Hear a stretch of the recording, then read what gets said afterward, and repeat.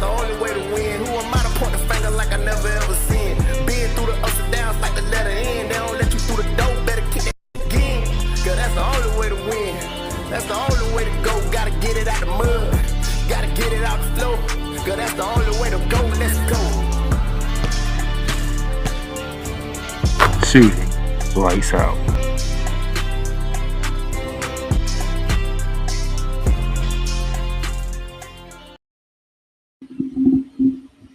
Ladies and gentlemen, welcome to a new edition of Shooting Lights Out here. Today, the final day of the third month of the year. Good gracious, we're already 3 months through the year. Man, when you love sports so much, time just flies right by you. You don't be paying attention. But man, we are down to the final four. We will review of how the final four was determined in each of the regions. We're also going to talk about transfer portal. And is it good or is it bad for the game, especially with the fact that it's open right now? And plus, we're going to talk about the beef around the sports world.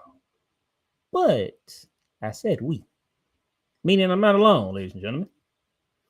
From the morning shift with Coach Johnson. From Total Football Talk alongside Drew Willingham, the EP of all EPs, Mr. Coach Johnson.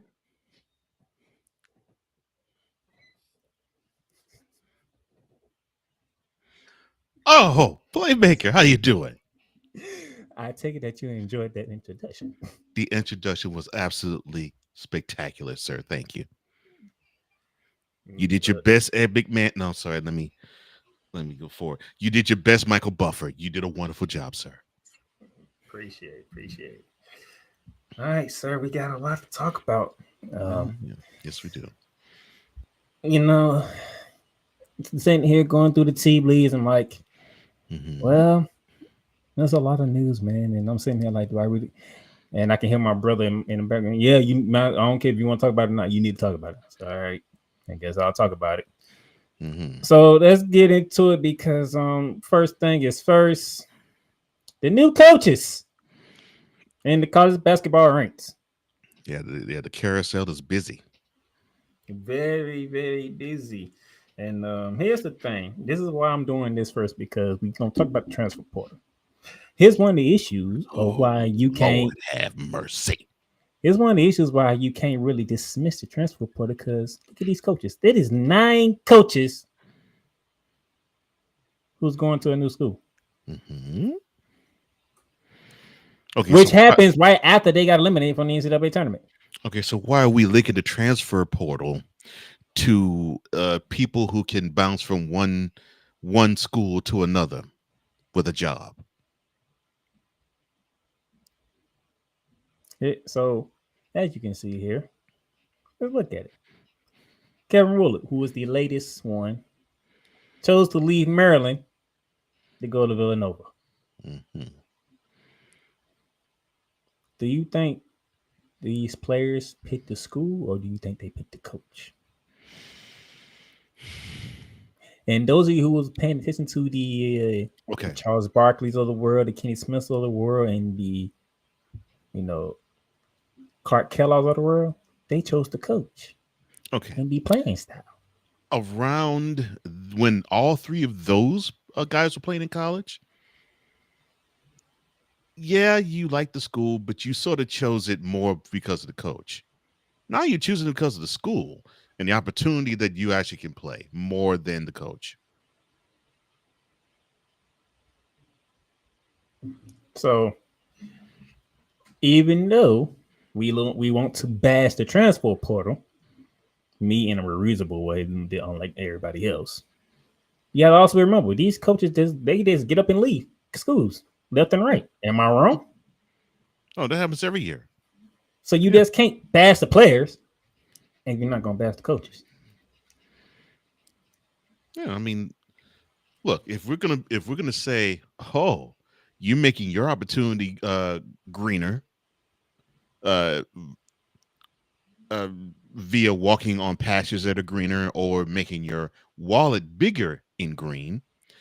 You can't be saying, yeah, this is great for the coaches, and saying, you young men, you shouldn't hop from school to school. No.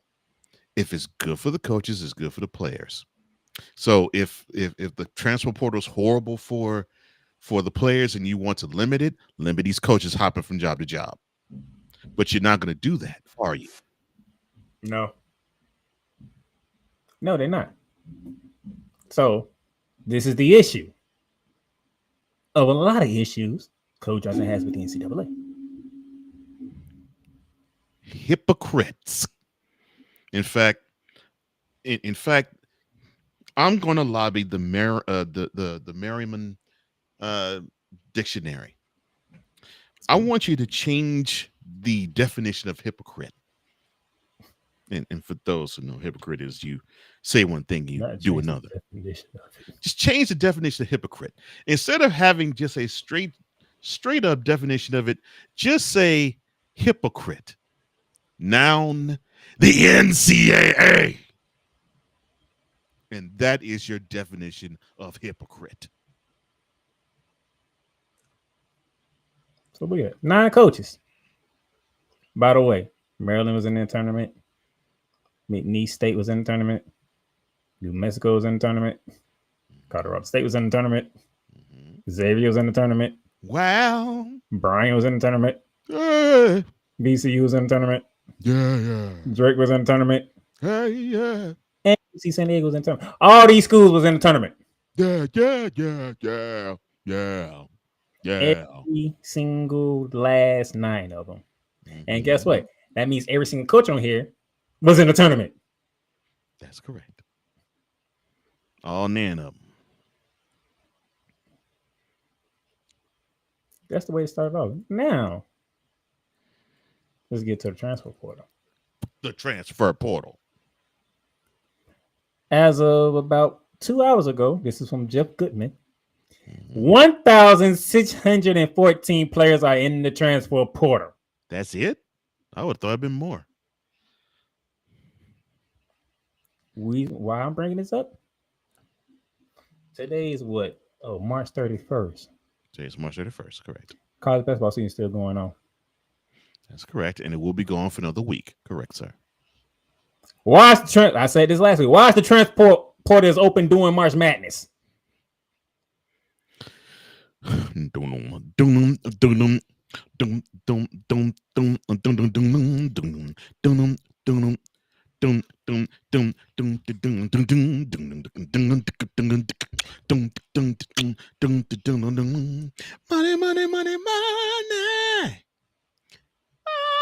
Money. You greedy sons of... Come on, NCAA. It doesn't make sense. You can put it in a certain time period where the busiest time of your basketball season, you do not have... Good Lord, these greedy so's and so's. So we had this issue in football season too, correct, sir? Yes. College football playoffs. So we had the transfer portal active right in the middle of college football playoff season. And now we have the transfer portal open and active during the March Madness season. So I guess we're going to have the next transfer portal time open during when the College World Series happens, which would be late May, early June. Come on, fools. Do it at a time where you can actually have a rest for the rest of the whole sporting calendar. And you can have it at a time where you can have it be, concentrated. And it would make more sense. And you wouldn't have to have this sidebar of, well, this player played for one school 1 week. Now they're playing for another school the next week. And we're in the middle of the school year. I'm sorry. You already made it make sense. Money is the root of all evil. Do funny things. Some people give me a nickel. Can you spare me a dime? Money can drive some people out of their mind. That's what you are, NCAA. Money grubbing, hungry individuals. And you want to lay it on the children. And yes, I know they're 18 to 22-year-olds. You want to lay it on the children and say, you know what? They are amateur athletes. They don't deserve to have access to that money. They don't, because you all had the access to it, but you all are greedy. And so you have a greedy infrastructure. How could the players not be? I don't consider them greedy. I just consider them opportunistic. So if they're following your quote opportunistic close quote ways, why are you sniping at the players for doing what they should? Because they're taking after you all, greedy suckers. Jeez. They didn't expect the concert, did they? But hey, it fits right in. Thank you. I'm like, I was doing it because it just fits. I didn't expect the concert to fix those. That's why I didn't stop you.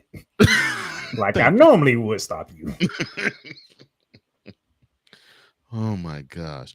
People know that money. Don't let money change you. Almighty dollar. That's what you are, NCAA. So it's over Changing 1,600. Changing up your mind. 1,600. That's the men's side. I ain't even get to the women. The women. I'll do that Wednesday because they have to set their front for tonight. So, and there's some star players in that transfer portal. Ooh. Yeah. Doing March Madness. It's a damn shame. But this is the NCAA. That don't make sense. Why are you having something that is supposed to be active like off season? You know, like what football does. The crazy thing is football season. They got 2 transfer portal periods. One is coming up next month, by the way. Right. Well, I should say professional. You know, like what professional football does. They have their free agency period during the off season. And hey, you have, like you said, you have one of those transfer portal windows in the off season for college football, but you decide to have the other one in the middle of December. What type of sense does that make? There's like, why don't you just make it one period, April, where guess what? You're not affecting football and you're not affecting basketball whatsoever. Yeah, which is your 2 money grabbers. Yeah, I'm about to say, yeah, after the national championship in basketball is played, open the window then, in between then and before, and probably right before when the college World Series happens. There you go. 2 months that window could be opened. But then again, maybe not. Maybe they should just move it all the way into the summer. So where baseball players can actually, and softball players, shout out to you women, could also be in a transfer portal during their off season too.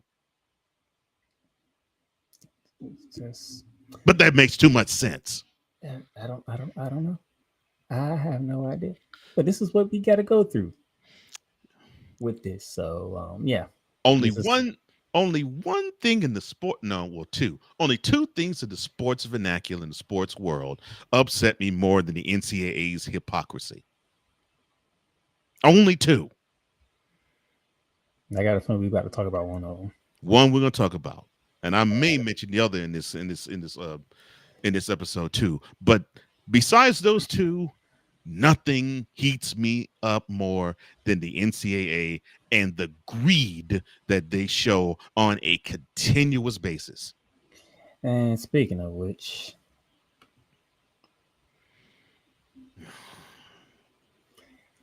yeah, I seen everybody else wanting to talk about it. I'm like, do I really want to talk about it? No, I don't. But if I'm going to do a basketball podcast, I have to be willing to talk about things that I don't want to talk about. Exactly. I have to be comfortable with being uncomfortable. Oh, I'm comfortable talking about it. Of course you are. You Anytime you can go at one or both of them, you take the opportunity with no problem. Yeah.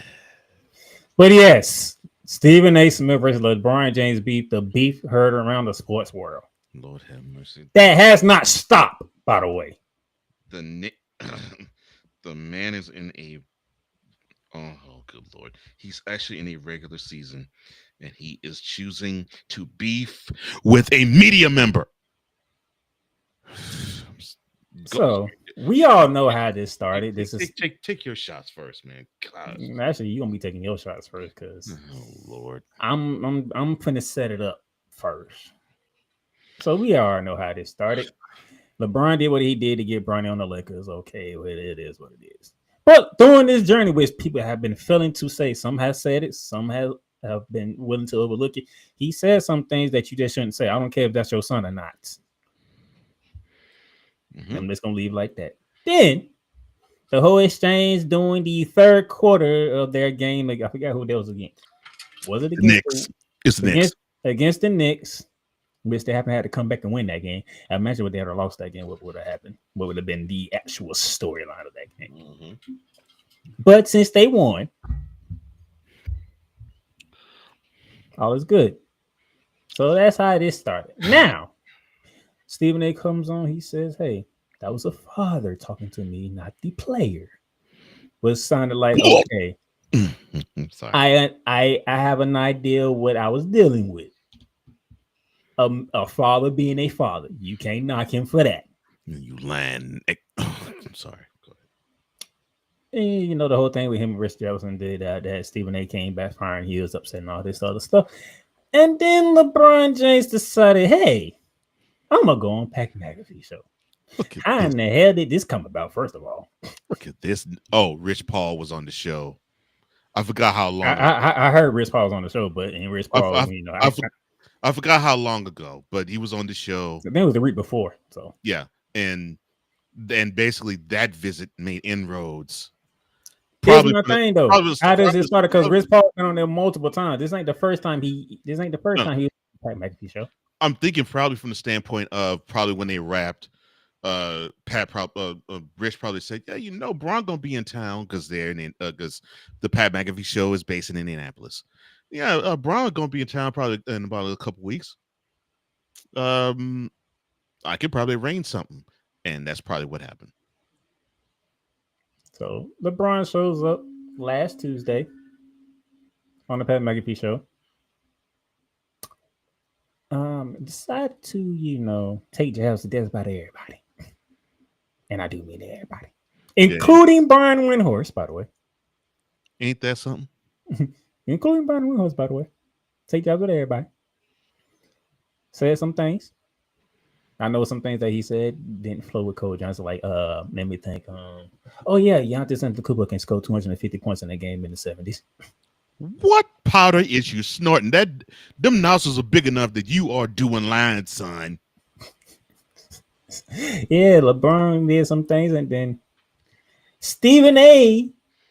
responded to his words the very next day on First Take. It was LeBron was the interview was Tuesday, but it aired Wednesday, so it was Thursday when Stephen A. responded. Right. So those of you who were talking on why he ain't do it with Shannon Sharp don't show up on First Take on Thursdays. No, it's normally Mondays and Tuesdays, I think. So guess what? If it would have happened on a Friday, then you would have had Shannon Sharp able to respond. But Shannon Sharp don't show up on First Take outside of Monday and Tuesday. Mm-hmm. Can we get our facts straight, please, people? The only time he does show up is probably on a Friday when they're out to probably go national championship game. Yeah, like if HBCUs. If they're on location or if they're nearest. So I think Shannon is based in LA, right? Yeah, but he show up to the when they're doing the HBCU tour. Yeah. When they're on location like that, he'll show national championship game for the football season. They were there, but on a regular Wednesday, Thursday, Friday, you're not seeing Shannon Sharp. No. Shannon Sharp is content with his Monday and Tuesdays. Smart man. If he's getting the cheddar, and all he needs is 2 days a week. And then Shannon Sharp spoke on his show, and he wished that these two actually stopped, mainly Stephen A. Smith. And by the way, with him saying that, that's not him defending LeBron James. If you know anything about Shannon Sharp is not really about confrontation. Right. He's Rodney King. He's basically being Rodney King. Can't y'all just get along? No, not in this case. And by the way, Pat McAfee said the same thing too. I don't know if people caught that. Can't we all just get along? No, not in this case. Not only he responded on first day, he went on his podcast and kept tuning to response. To the point where he said if anything else would have happened, he would have swung on him. By the way, those of you who want to cut stuff, make sure you cut the right part because you just cut the part that he said would have swung on. He also said after he said that, he would have got his butt kicked too. Yeah, it's a 57-year-old swinging on an athlete. Of course he's going to get his butt whooped. So would you, playmaker, so would I. I mean, sorry. My thing is people cut that part out and just cut the part when he said he would have swung on him. Like he also said he would get his behind kick right after that. Well, of course, because you got niggers that want to make it funny, and then they cut the video clips of when old Stephen A was training. I think he had a messed up wing. He tore both rotator cuffs when he was training for Boston. That is the video LeBron James decided to post on his social media. I was about to say, you got niggers that want to just that do these things, and the niggers are following the lead of they can and do bull crap like that. So now, before I show you my last slide, because the last slide is not neither LeBron James or Stephen A. Smith, somebody else. I'm going to say that for later. But now I'm giving the floor to Mr. Warren Cole Johnson. Okay. Sports fan, you got to do better. I'm going to say straight up. Sports fan, you got to do better. Basketball fan, you got to do better. You want to know why I say that LeBron James needs to retire now? It's not that Father Time is getting on him. Father Time will get on him because Father Time is undefeated.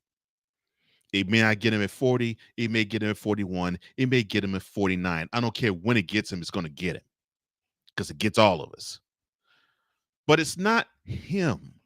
There's a reason why he needs to retire. It's you all. You all need to have this man retire because he is on the tip of your tongue.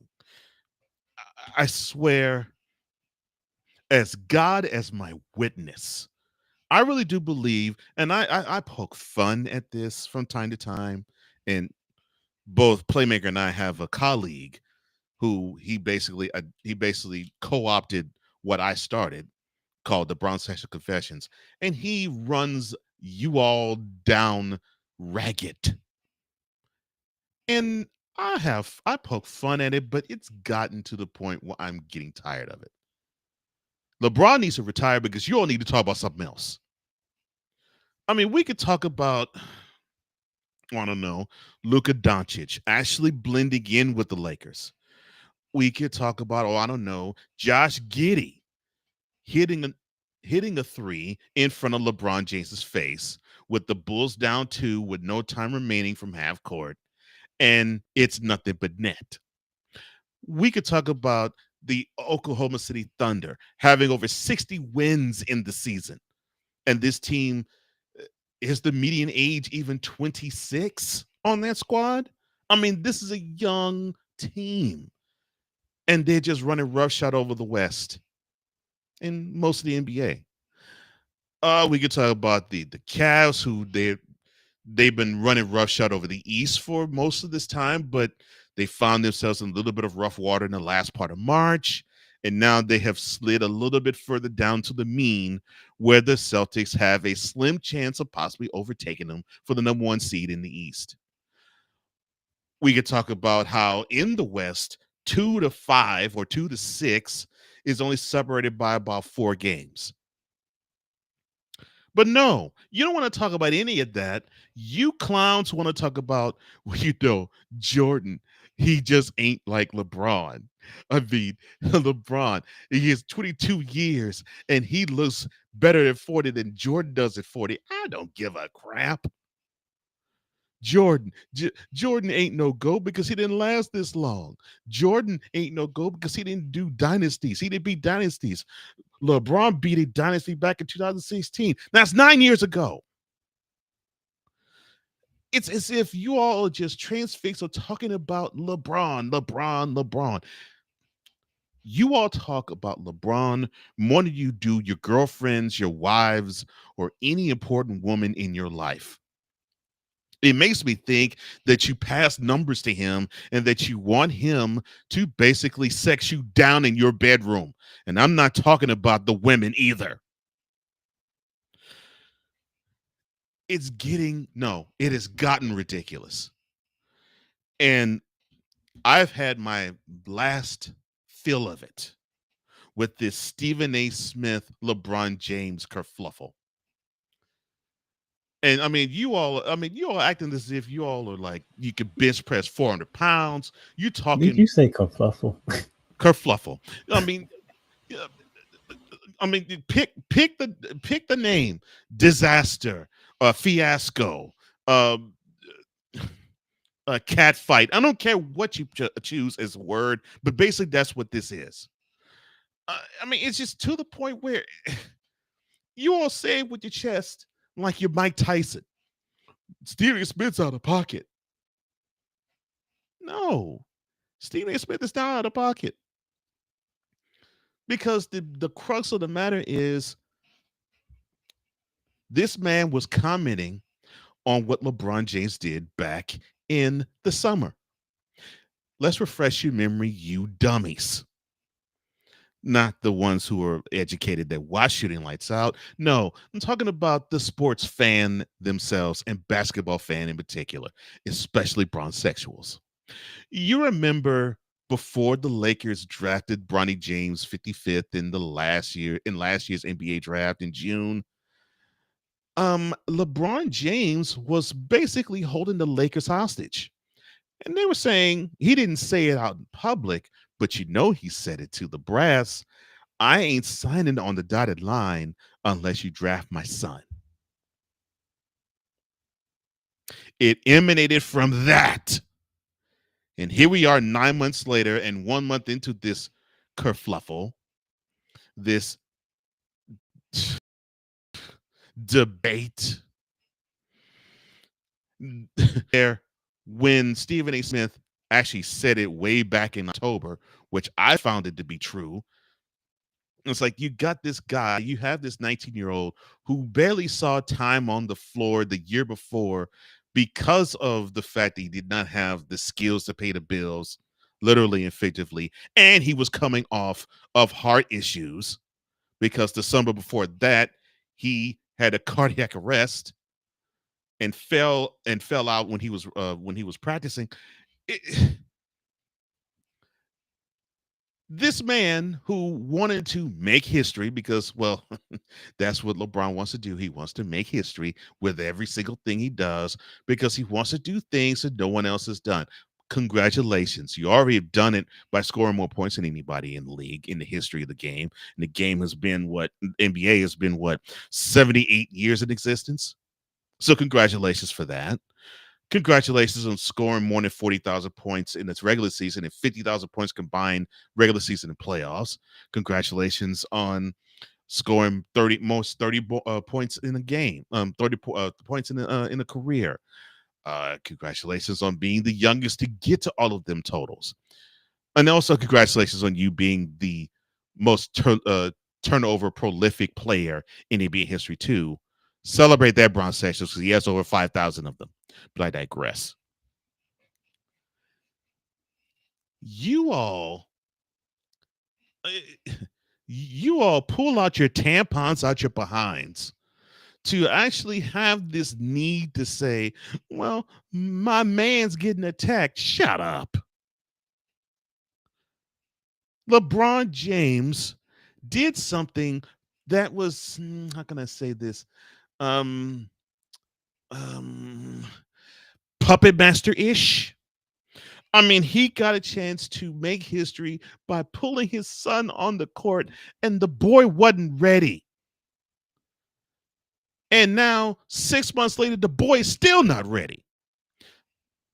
Bronsexuals. Don't get me started on that crap when he had a 17-point game against the Bucks, and then the very next game he scores 2. And I had one of you dumb Bronsexuals chop me down.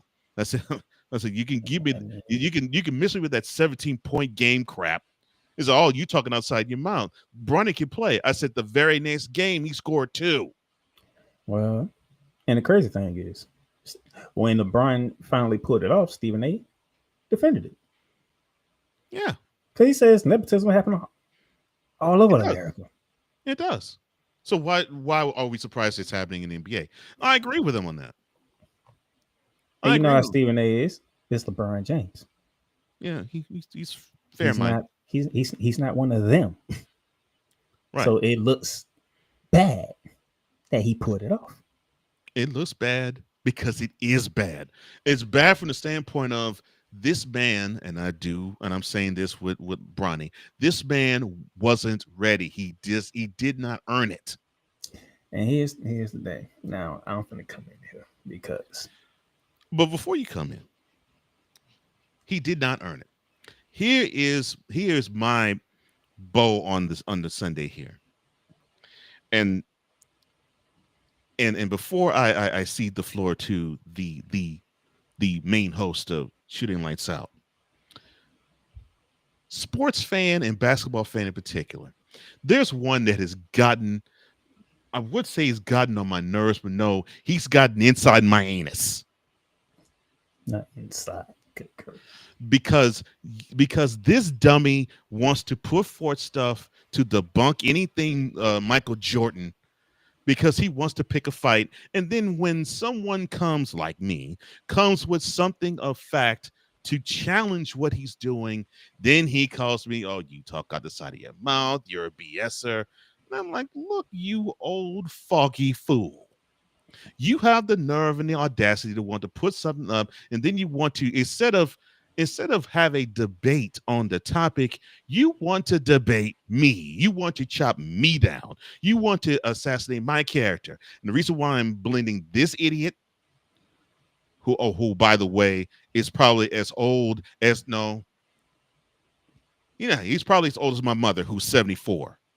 The reason why I'm blending this idiot with Bronsexuals is because this is how you both argue. You argue the point that if we have the nerve to say something that is antithetical to what you believe, then I am at fault because the human being is faulty. Well, this is why I am sick of LeBron James being talked about, and I'm getting really sick of LeBron James and Stephen A. Smith being talked about. It's because you all want to attack people, but you don't want to attack the subject matter. And the subject matter is you got two men who basically, I'll put it this way. You got two men who love the spotlight, who may not like each other, but who are sneak dissing one another like it's Kendrick Lamar and Drake for 10 years in the rap battle. I mean, this is how this is. To be one to bring some clarity to this, because somebody tried to attack me and I said what I said. I said both of them wrong. Well, of course they are. Because guess what? I'm not picking no side. They both wrong. Because guess where that conversation should have happened? Not on the court. It should have happened in private. And that's when it should have happened. But because Mr. LeBron James is wise and media savvy, he saw there was a camera, he bucked up. And of course, he stands 6 inches above Stephen A. Smith. It looked as though he chewed Stephen A. Smith a new one. And then that's where LeBron's wrong. Where Stephen A. Smith's wrong, he decided to go on a press tour. And fine. Taylor Swift tour, as LeBron put it. Yeah. So fine, you do the tour, that's cool. I wouldn't have done that, but you decided to do it. The problem that I have with it is with you dummies that decided to run with it. And then when like Playmaker correctly said, both men in the wrong, then you say stupid stuff like, oh, you don't know what you're talking about. You don't know basketball. You suck. You don't have a brain. You say stupid crap like that, And then it makes me want to say, you know what? You could take the comments, you could take you could take your comments, you could take your girlfriend, you take your mama, and you can shove them all up your behind. Because why? You all suck when it comes to critical thinking. And it pulls down the IQ of the sports fan. So before I do hand this over to Playmaker, I'm going to direct this to that crotchety old 74-year-old and the LeBron sexual all at the same time. You want to chop down Michael Jordan? Fine, be my guest. Brown says, you want to chop down Michael Jordan and Kobe Bryant and Kevin Durant and Hakeem Olajuwon and Kareem Abdul-Jabbar and Wilt Chamberlain and Dr. J and Stephen A. Smith and Brian Windhorst and Horst and every other person that probably does not think along the same lines as you when it comes to LeBron James, be my guest. But you know what you all are? You all are mental midgets. You know why? 5-year-olds have more brain matter than you all do combined. No, one 5-year-old has more brain matter than all of you combined. Y'all do notice when I does this show, y'all have really heard me have the Michael Jordan LeBron debate on the show. You know why that is? Because it's pretty much Republican versus Democrat. That's the type of debate that has been. And I don't do politics. You ask this man right here, the morning shift Cole Johnson, who does politics. Oh, I'll do politics, and I'll be the first to say, just like I say, Republicans and Democrats, brownsexuals, Jordanaires, and whomever, you all are stupid. Logic flies out the window. Because all you do is attack the other side. That's it. Right. Straight attack the other side to bring them down, which is stupid. That's why you don't hear me talk about the LeBron and Jordan debate on the show. Now, LeBron James was wrong. And pretty much, I was only pointing to one thing what LeBron did before he did all the other stuff. The simple fact that you sat here and you told you put this out there for the world to hear you when you said Bronny is better than some of the NBA players. I wanted to leave you to say that because that pissed me off. Like LeBron, we know how great you are, but that was not something that you usually do. For you to do that, you should have known what was going to happen, which I'm pretty sure you did. Well, no. LeBron lies. You shouldn't lie to that big degree. Come on, man. Bronny James, even now, is not better than half of the NBA. You know better than that. Because I guarantee you, if Bronny James had another name, you know what you would have done with that talent? You would have walked up to the brass and you say, get rid of him. Get some talent in place of him now. But because he has your last name? My problem with LeBron is you're the reason why Bronny's going through this. You're the main reason, not the entire reason, but you're the main reason why he's going through this. Because you put him in the spotlight. You being kind. He is the entire reason Bronny's going through this. No, because I trust me, I'll explain to you. But you're the reason why Bronny's going through this. You're the reason why. There's things that you say, I'm like, Bron, why is you saying all this? Let the man just play. Just let him play. That's it. You accomplish your goal. You play in the same game with your son. You accomplish the goal. Now let him go off, do his thing without the media worrying about him. But no, you keep speaking and the media keeps going to him. Like, stop. Please stop. That's why I say it's all him right there. Right there. Now, full disclosure, I'm not a father. But listen to some fathers. Now I understand why Stephen A was wrong. Because you do not go on national television and say as a father for him to stop doing stuff. No, never challenge a father. Never challenge a father. Never. That's what Stephen A was wrong at to begin. Yeah. Never challenge a father. Public or private, never challenge a father. Never. Now, you can pull him. Now, Stephen A could have pulled him aside and say, dude, what the heck are you doing? Now, he could have done that. But to basically say, No, I challenge you as a father. Why would you, as a father, do that? Yeah, that's going out of bounds. I'm pleading with you as a father to stop.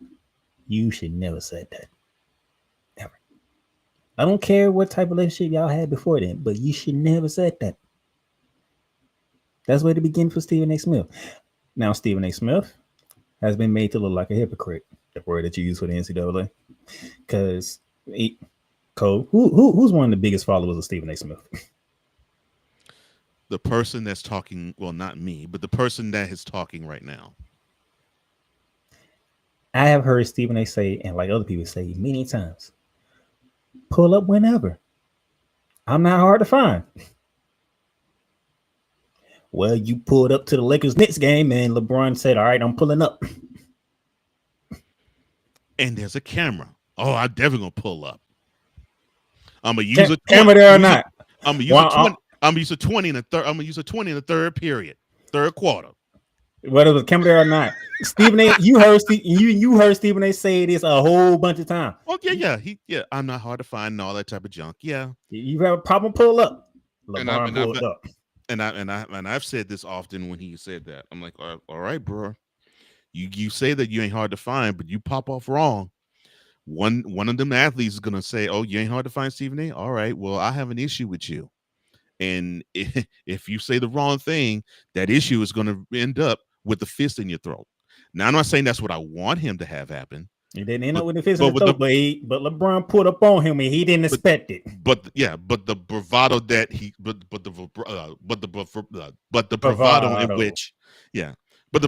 in which Stephen A. Smith says that phrase, one of those alphas is going to take him up on that offer.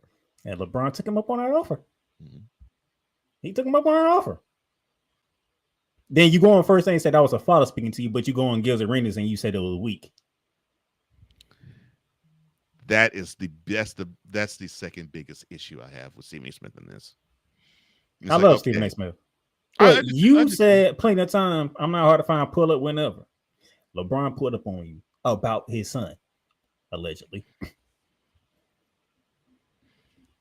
Yeah, allegedly. But he pulled up on you, and then you call it weak. You can't have it both ways, Stephen A. You can't say pull up on me, and then somebody pull up on you, and you have a problem with it. And then when you wanted to respond to that Pat McAfee interview spot, you want to throw things that really I ain't get there yet. I'm getting there. Okay, all right. I'm gonna get there. I'm sorry, my man. I'm sorry. Go ahead. And then LeBron does his Pat McAfee interview. And LeBron think he's slick. Negro, ain't no person gonna be scoring 250 points in the 70s. First of all, no respect. You need this how he set it up. You need to respect that era for what it was, and then you go right behind it and say Giannis would have scored 250 points in the 70s. Ain't you just doing what you said you didn't want people to do? In the same sentence. What was that word earlier, sir? Hypocrite? You can label LeBron James with that too. And then you want to make fun of Stephen A. Smith because you brought his name on the Pat McAfee show, and he's going to get his ice cream and all this stuff.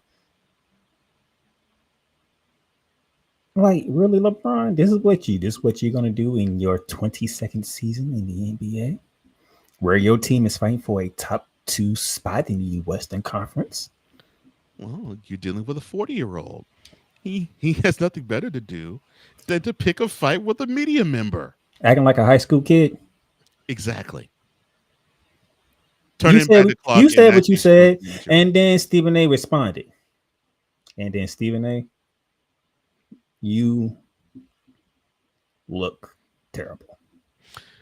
So why did you bring up the memorial of Kobe Bryant? One, why'd you bring it up? And then two, you had to correct yourself in the second hour. Faulty in doing so. Right. Then you had to correct yourself in the second hour first take. Why? Secondly, and I knew this for a fact because I knew when it happened. You brought up him not showing up to Dwayne Wade's Hall of Fame ceremony, which like the week before, that's when Bronny had the heart issue. Yeah, that was below the belt. That was below the belt. Everybody knew why LeBron wasn't there. And It didn't even have to be told. And I'm sure Dwayne more than anybody probably knew. And probably said, dude, I understand. If I was my child and you had a ceremony, look, child over this. I already know. You cool. We good. I'm sure LeBron had that conversation with Dwayne, and I'm sure Dwayne basically said, man, do you, bro? That's your son in the hospital. Nothing is bigger than that, and nothing in the world is bigger than that, including a best friends Hall of Fame ceremony. I don't care that Dwayne Wade and the Heat organization helped LeBron become a champion. That man's son almost died. And that's why I say all of that is on LeBron, because here's where I will sort of say, as a father, would I do this? No. 2 summers ago, your son was fighting for his life. And you decided to want to make history with him by forcing his way the following summer to be on your team. I still am not good with that. I'm not good with that from this young man was fighting for his life standpoint. And I will never be good with that. You probably won't, but Bronny said he wanted to continue to play basketball. What you wanted to do? Now, Bronny, cool. But in my humble opinion, Bronny should still either be with USC or somewhere in college. I agree with you, but even before that, LeBron Ben said he wanted to play with his son. No, that's fine. And he could have done that, but he could have arranged it to where, because LeBron is not looking like he's going to retire anytime soon. He could have arranged it to where this could have happened 2 or 3 years down the line. But it could have been done to where it's like, yeah, Bronny does have a little game. He picked up something in college. He actually looks pretty good. Instead of it looking like charity. But we sit here and we have to deal with this. This is what is spreading across America. This beef between these two. And that's all sports fans are talking about. That's what makes it sickening. I don't want to talk about it, but since I'm doing basketball show, I don't got no choice. Because I got the guy who covers basketball and covered it for almost 3 decades, and the face of the NBA in LeBron James. Yeah. And probably the two biggest media personalities, at least on the basketball side of things, are butting heads. And everybody has to talk about it, which sucks. And here's my problem with LeBron James. Now, if he would have said protect my damn house so and left that, no problem. He said protect the players. When did you ever protect the players, sir? Well, remember that 250-point comment that Giannis could score on a team 50 years ago. That to him is like protecting the players. What are you protecting the players from? Because here's the funny thing. Here's the funny thing for me. While he was on the Pat McAfee show, why he ain't take no shot at Skip Bayless while he was at it? I find that hilarious too, because now I ain't talking about you run up on Skip Bayless, but you was on the Pat McAfee. You could have took a shot at Skip Bayless. I find it hilarious with that because Skip has said things to me. Even though this one aspect of Stephen A. Smith was a little bit on the side with LeBron, Skip has said a lot of things about LeBron the past 2 decades. Not one comment, not one. Oh, I see Skip and I see Skip on front row. Let me actually step up and pull up on him. No, I ain't talking about him pulling up on like he did. I'm talking about when he was on the Pat McAfee show. No. Everybody he talked about pretty much worked at ESPN. No, I get that. On an ESPN show. I get that. I'm saying, I'm saying, what's that phrase? Keep that same energy. If that's the energy you're going to keep with Stephen A., you should keep that same energy with Skip Bayless, whether he works at Fox Sports 1 or nowhere. Because he's been clapping on you the last 2 decades. And you know what the funny thing is? When you put up on Stephen A. Smith, that's what got Stephen A. Smith and Skip Bayless to do a show together. I'm like, this would happen right after this man had a conversation with LeBron James. And LeBron James, you ain't fooling me. So everybody can say, well, that was the moment in time for him to do it. That man knew that Stephen A. Smith had just signed a new contract. That was not breaking news to anybody. The same day. Let's not break news again. The most media savvy athlete in the history of sports. I don't care if it's basketball, boxing, football, hockey, baseball, equestrian, swimming, softball, gymnastics. I don't care what sport it is. The most media savvy athlete in the history of the industry is LeBron James. You know that dude saw, SAS, he inked a 5-year, $100 million extension. Oh, I got to go in on this nigga. Jeez. There's blame going around in on both parties. And I'm not picking a side. They both are wrong. And that's how I feel about it. If you don't like it, I don't give a damn. Because they both are wrong. Well, you are picking a side. You're picking the right side. Both men acted like they're 16. And what makes it even worse, Stephen A., you didn't have to sit here and remind people what LeBron James said about Brian Windhorst over and over again. But since he dislikes LeBron, of course he has to. That's why I say he's also acting like he's 16. It's like, oh, he has this nerve to say this about me. Well, I'm going to say this about him. Oh, he has the nerve to say this about me. I'm going to say this about him. Stop acting like you're high school. Stop acting sophomoric. And the one guy that both of y'all respected, this man right here. Yeah, the literal adult in the room. This man wants no part of this. The literal adult in the room. Michael Wilbon. Yes. That man said, I don't know why LeBron's doing this all of a sudden. It is beneath him and is annoying to me. 100, Mike. 100. He also went at ESPN. Because when in God's name has ESPN or any NBA outlet cover a 55th pick the way that they've been covering Bronny James? Never.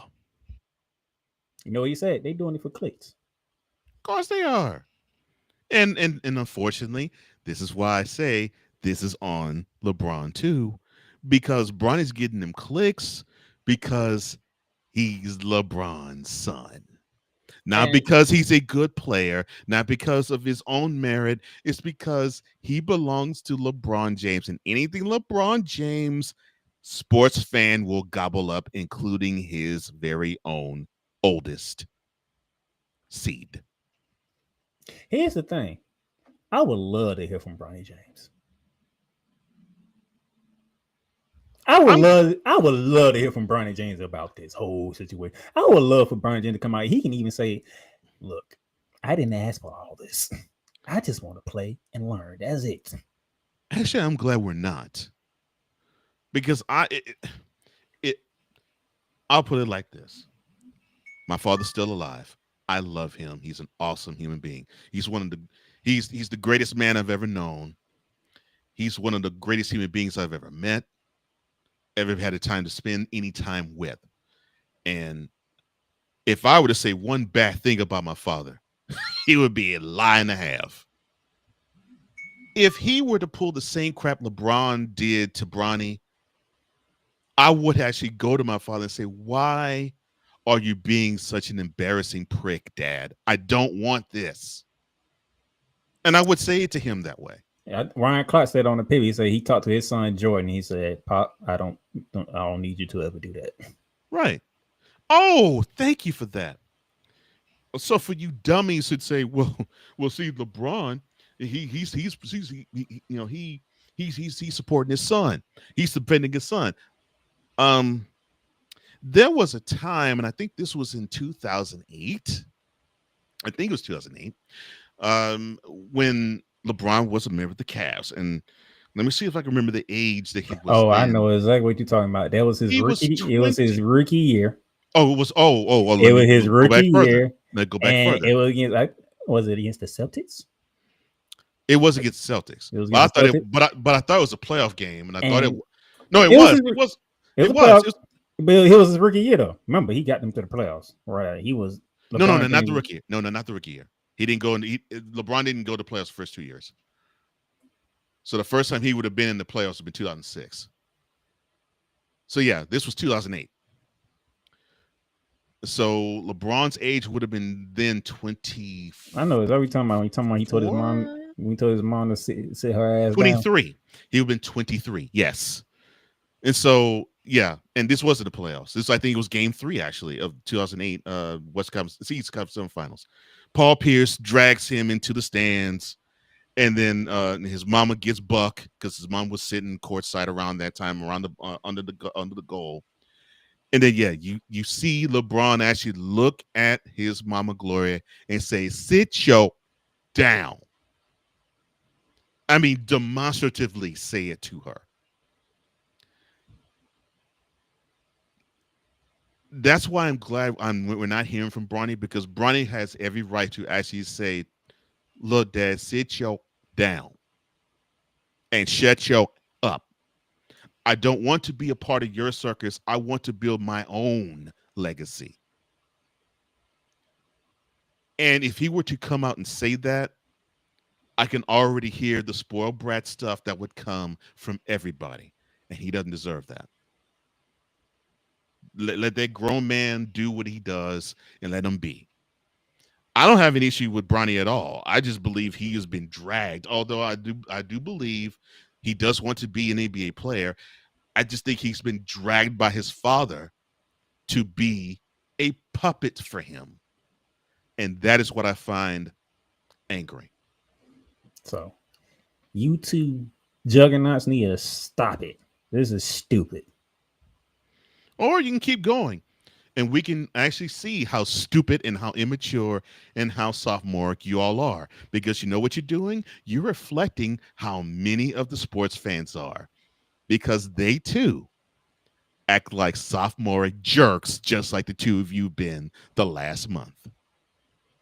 Now, this has took up a good hour of my show.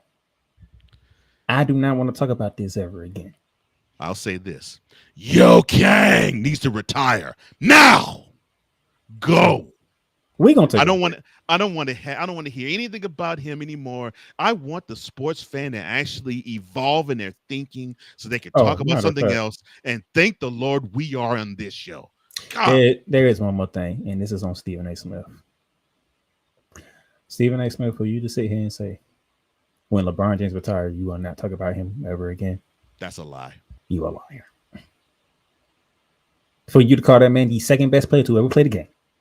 I actually think how can you not talk about him when he retires? I actually think that's a lie too. So I think he's getting forced to say that. He ain't put a number 1. No, I mean he's putting him as high as 2. Because I think he could put him lower than that. Because he has more of a Kareem Abdul-Jabbar than him. Hey, everybody has their opinion, okay? Everybody has their opinion. Everybody has their list. Yeah, I'm gonna leave it like that. Mm-hmm. Yeah. And now we're gonna take a break because when we come back, we're gonna talk about something that needs to be talked about. Retire, LeBron. Retire. Everything Boston. I love you morons. You Kids from the Block, New Edition, dear whatever the law firm is. Sincerely, the U.S. Supreme Court. Ben Affleck, Matt Damon. Go yourself again, Jason Whitlock.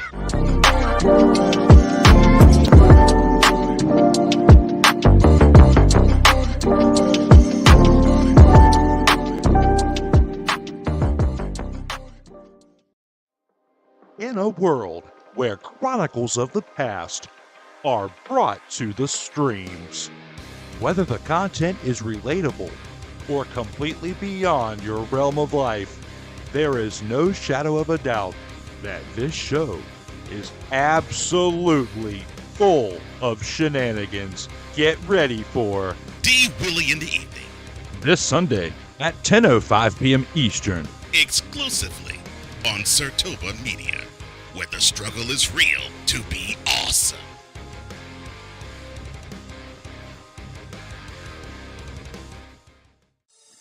Shop hats and official sports gear at Liz.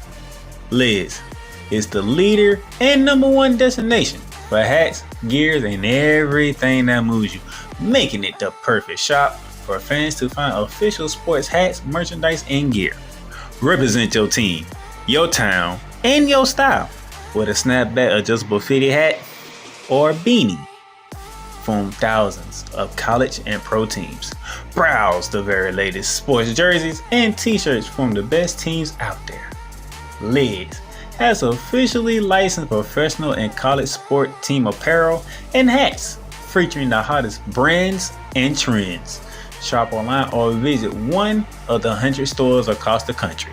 Locker Rooms by Liz. All right, thank y'all for tuning in to Shooting Lights Out. Now that we got the beef out the way and all this, while Coach Johnson's going off on mute. Retire! This show, you can watch it live on the Playmakers Ball YouTube channel and the Playmakers Ball X account. You can also catch the audio version on Spotify, Apple Podcasts, Amazon Music, iHeartRadio, Pandora, and wherever else you get your podcasts at. And also, you can check us out on the Real Rise Radio and 502 American Angel Radio. What's up, Wise? Love you, brother. Now let's get to what deserves to be covered. Retire, LeBron. We are Retire. down to the final four because we have the champions of each region, beginning in the West region. The West region final four feature the Florida Gators, the Texas Tech Red Raiders, the Maryland Terrapins, and the Arkansas Razorbacks. Let's jump into it. The winner of the West region is the Florida Gators, the top seed team in the West region. They survive their region. They come out of there and making their way to the Final Four. How did they get there? Well, they had a couple of tough battles. One against Maryland and one against Texas Tech. Beginning with the Maryland game, the first half was Cole. I wanted to use some cuss words during that first half of this game. I bet you did, because Florida played well, but they didn't play sound enough. And it happens. I mean, even with great teams, and this is what I was telling you last week. I love what Florida can bring, and when Florida is focused, and you got a chance to see this in the next game you'll talk about with them. When they are focused, they are really difficult to beat, but you can get them because they have these pockets where they just aren't in sync. And you saw that in the first half of this game. And you saw the opposite of it when they were focused in the second half. 10 turnovers in the first half. Yeah, I was like, why are we turning the ball over like this? What is going on here? As like I said, the Gators, they are a great team. And I'm not saying it because you're a fan of the Gators. I'm saying it because of my eyes, what I see. They're a great team, but they have these moments where it's like, what team is this on the court? Will Richard, leading scorer for the Florida Gators with 15 points. He also had 4 rebounds, 3 assists. Thank you, Will, for showing up. In the second half, they dominated. And that's what most people thought would happen because Maryland, they rely on their starting five way too much. Agreed. And I think that might, if anything, play to the advantage of whomever faces them in the national semifinal, and if they go further on, national championship. Florida Gators came out in the second half. They looked like the Florida Gators. Dominant. Maryland had no answers. They couldn't stop it. And then they ended up pulling away. That was in the Sweet 16 in the Elite Eight. Oh, yeah, by the way, I forgot. When you shoot 50%, it don't even feel like Florida shot 50%. But Cole Johnson's favorite stat is the last stat down at the bottom right there. That's right. You own the boards, you own the game. And that's what it's about. When you want to show that effort, both an offensive and defensive end, when you clean the glass, That shows that you're willing to go the extra mile to want to say to the opposing team, you don't have what it takes physically to beat us. And I love seeing the disparity 2-1. Beautiful, beautiful job on the boards from Florida. And that was on display in the second half. Maryland threw a shot up, you ain't getting a second chance. Florida put a shot up, we getting a second chance, we getting a third chance. And it was evident. So we got that. And then the Elite Eight, it was against Texas Tech. And this was evident probably the last 10 minutes of the game, where, like I said, this team, awesome.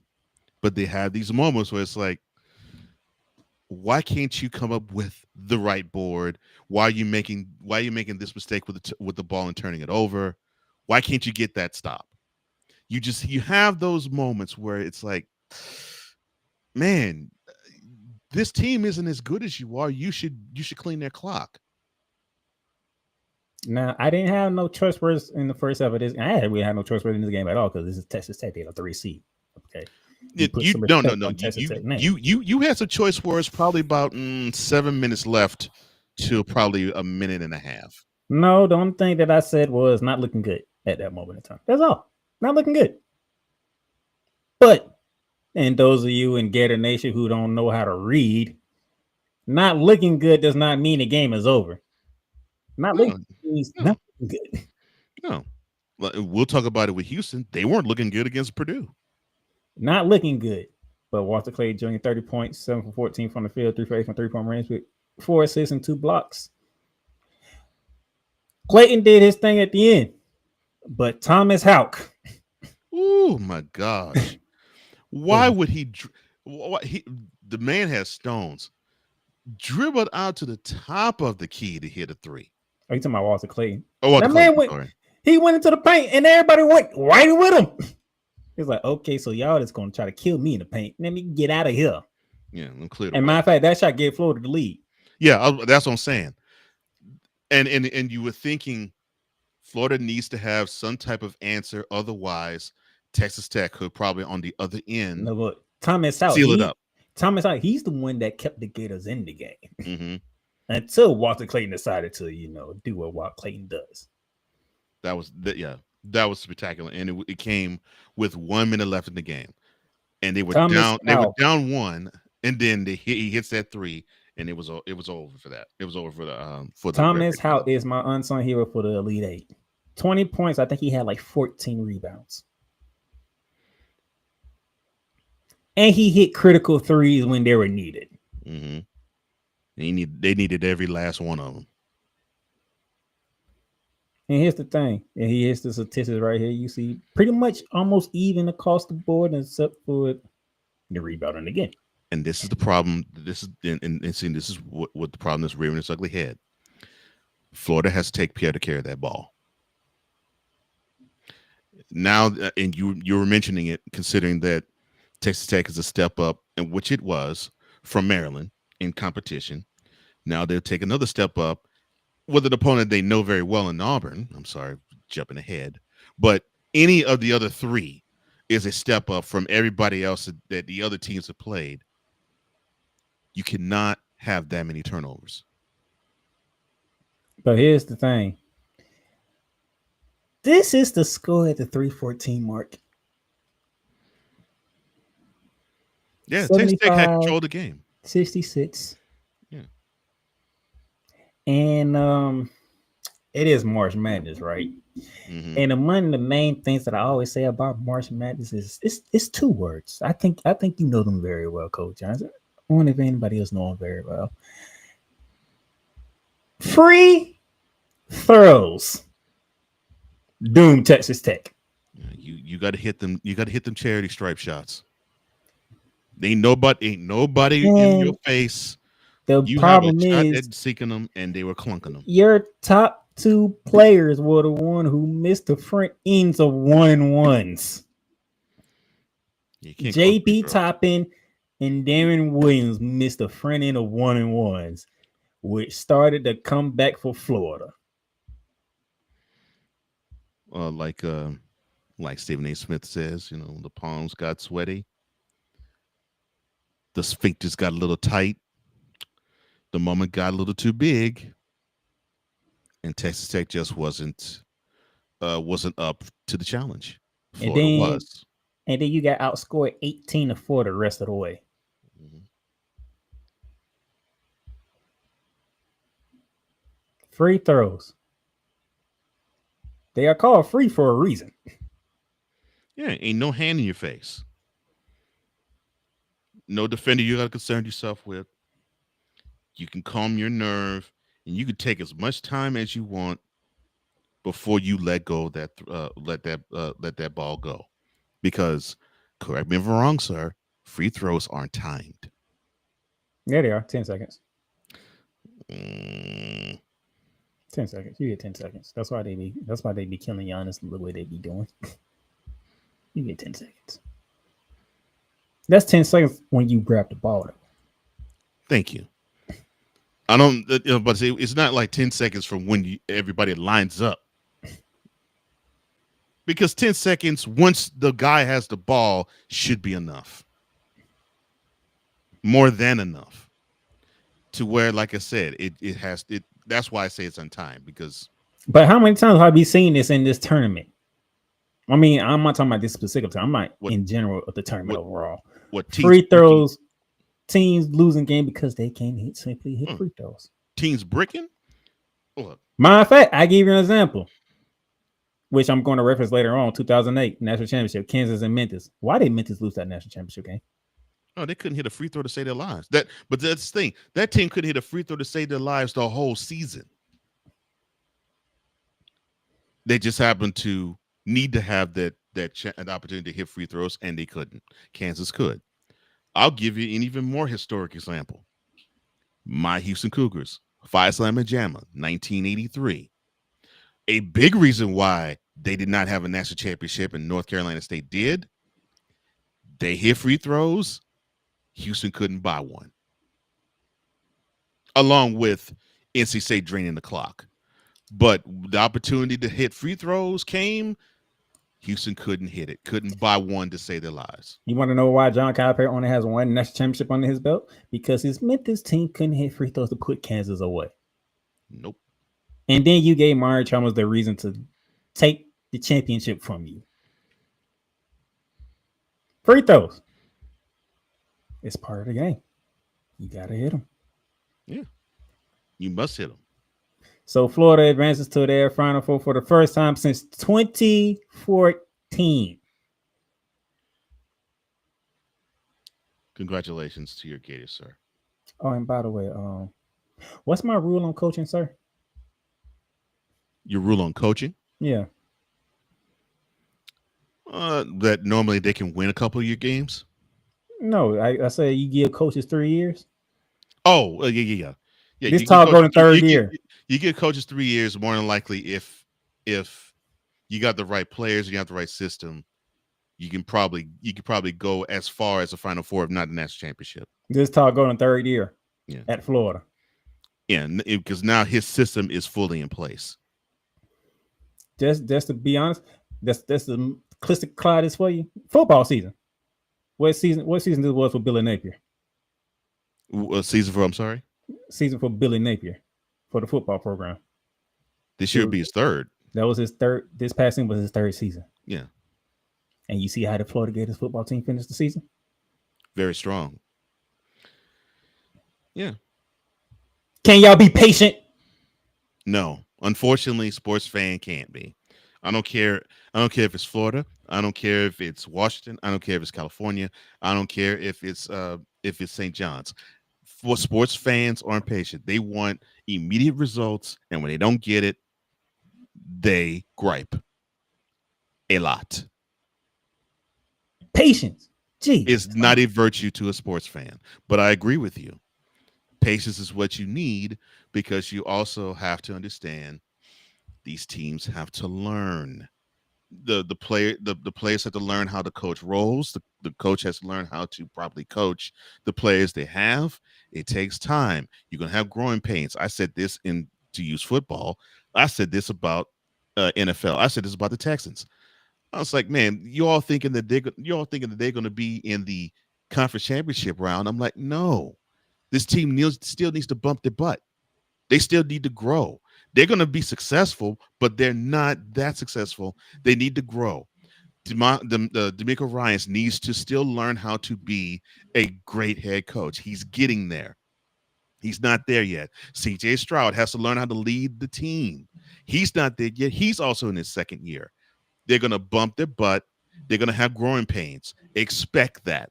Expect this team to lose about 6, 7, 8 games because that's going to be a bumpy year. Of course, people didn't want to hear that, but that's just the truth. That's patience.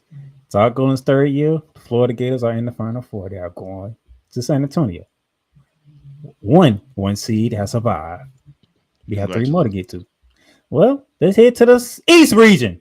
Up in New York, New Jersey, where the Duke Blue Devils, Alabama Crimson Tide, BYU Cougars, and the Arizona Wildcats duked it out for the right to get to San Antonio, and the Duke Blue Devils come out of the East region. Duke. As you see here. And when they went against Arizona, it was the Cooper Flag Show over the Caleb Love Show. 30.6 boards, 7 assists, and 3 blocks leads the Blue Devils to a 193 win over the Wildcats. They were going up and down. They were going up and down. See, you undersold Arizona. I told you, man. I was like, look, Arizona, they probably will lose this game, but it's not going to be a blowout. I didn't say it was going to be a blowout. I just said I don't think they got enough to beat Duke. And you were correct, and I agreed with you. I didn't think they had enough either, but Duke was going to get pushed. And they got pushed, but they had what it took to win. This is ridiculous. 60% from the field, 58% from three-point range. How is it that this team just can't miss shots? Good gracious. These boys, hell. It doesn't matter the shot. It doesn't matter if it's 3. It doesn't matter if it's range. It doesn't matter if it's close up. It doesn't matter if it's a free throw. They just don't miss shots. I'm like, how in the world is this possible? And what Arizona shot is not terrible. 45 and 46. I'll take that too. Any day of the week. What, 60 and 58? I'll take any of that stat line. The 6 turnovers. Beautiful. I'll take that. Only got out rebound about 3. Yeah. I'll even take the rebounds. It's almost even there. I mean, it wasn't that Arizona played a bad game. It was just that Duke just played lights out. Jeez. These boys, ew. They can't miss. And then the next game. Oh, Lord. I turned this game off after probably the first 10 minutes of the first half. Because it was like Duke just hitting everything, and Alabama looks like they're being outclassed. That's after Alabama put on a record performance against BYU. Scoring 113 points? Yeah. 25 freaking threes. And then they come against Duke and get beat by 20. By 20. Con Canupa, 21 points, 5 boards, 5 assists, and 3 steals. Alabama, I want you to take your basketball license. Destroy it. I want you to own being only a football program because you disappointed me highly in this game. Highly. How you score 113 points the previous game, but you don't even score half of that total in this one. 35% from the field, 25% from 3-point range. Or you barely score half of that in this one. Yeah. And Duke just continue 54% from the field, 46% from 3-point range. It's just like, really? See, you shot all them damn shots against BYU. You couldn't put one in the bucket against Duke. The sphincters got tight, I guess. And Mark Shiz, only think Mark Shiz only took 3 shots the whole game. After he went 10 for 16 from 3-point range against BYU. And that's on threes. You know what's disappointing? When you have a team that you believe, and I'm not talking about me, I'm just talking in general. You have a team that you believe, because we saw them throughout the regular season and in the SEC tournament. you have a team that you believe they can go not all the way, but they can go pretty much to the Final Four. And how they were in this game, the decision making was not all that great. The energy was low, and it literally seemed like Alabama was beaten. I won't say a tip off, but it seemed like Alabama was beaten after the second TV timeout. You know, they got down by 8, and they tried to do a run after the first TV timeout. Duke held their own, and at that second TV timeout, it seemed like they waved the white flag. Like, we had nothing for this team. It just felt that way. I'm like, jeez, man. So guess what? That record performance that y'all did against BYU, that'll be going to the wayside now. It don't matter. People ain't gonna remember that no more. No, they'll remember the 65-point effort in the Elite Eight. When you shot 1 for 4 from 3-point range. You put it in simple terms. 25%. Didn't shoot too much better from the field. Like, man. Duke is back in the Final Four for the first time since 2022. Duke. Oh, and by the way, Cole, this is John Shire's 3rd year coaching at Duke. Yeah, Carolina fan, you were poking fun at this team. As Kumo D used to say, how you like me now? That is what Duke is saying to you guys. They got a chance to beat you 3 times this year, and you can't say a thing. You got to watch your arch rival possibly bring home another national championship. Something that y'all should have did in 2022, by the way. But failed. Allowing a Bill Self team to beat you because that team believed just like you all did, Carolina fan. Now, I'm not addressing this to Cool McCain, who was a Carolina guy. But Carolina fan, you thought the Duke game in the national semifinal was the national championship because you celebrated that a whole lot bigger than the national championship game, and you got punked by Kansas. A Bill Self Kansas team, their team is a Bill Self Kansas team is soft, and you got beat by them. How? Come on, man. But hey, Duke is in the Final Four. That was the West and the East region. Another break in when we come back. The Midwest was decided along with the South. Welcome, ladies and gentlemen, to another edition of Into the Net FC. Kylian Mbappe just all of a sudden finally understood his role, and I think he finally understood that everything Kylian Mbappe has accomplished already, you know, there is still a hell of a lot waiting for him in the future. Kylian Mbappe is only 24 years old. He has accomplished so much, and you know what? Kylian Mbappe has not even reached his prime. Finally seeing, the Marcus Rashford we have been hoping for such a long time, But, this game, after everything Manchester United has been, doing lately, this was actually the ultimate test, to see if Manchester United, honestly was all of a sudden for real. I explain this. The United States, maybe they have to suffer this loss as a lesson to learn to prepare for the future. Because 4 years from now, the World Cup is in not 1, not 2, but 3 countries. The United States of America, Canada, and Mexico.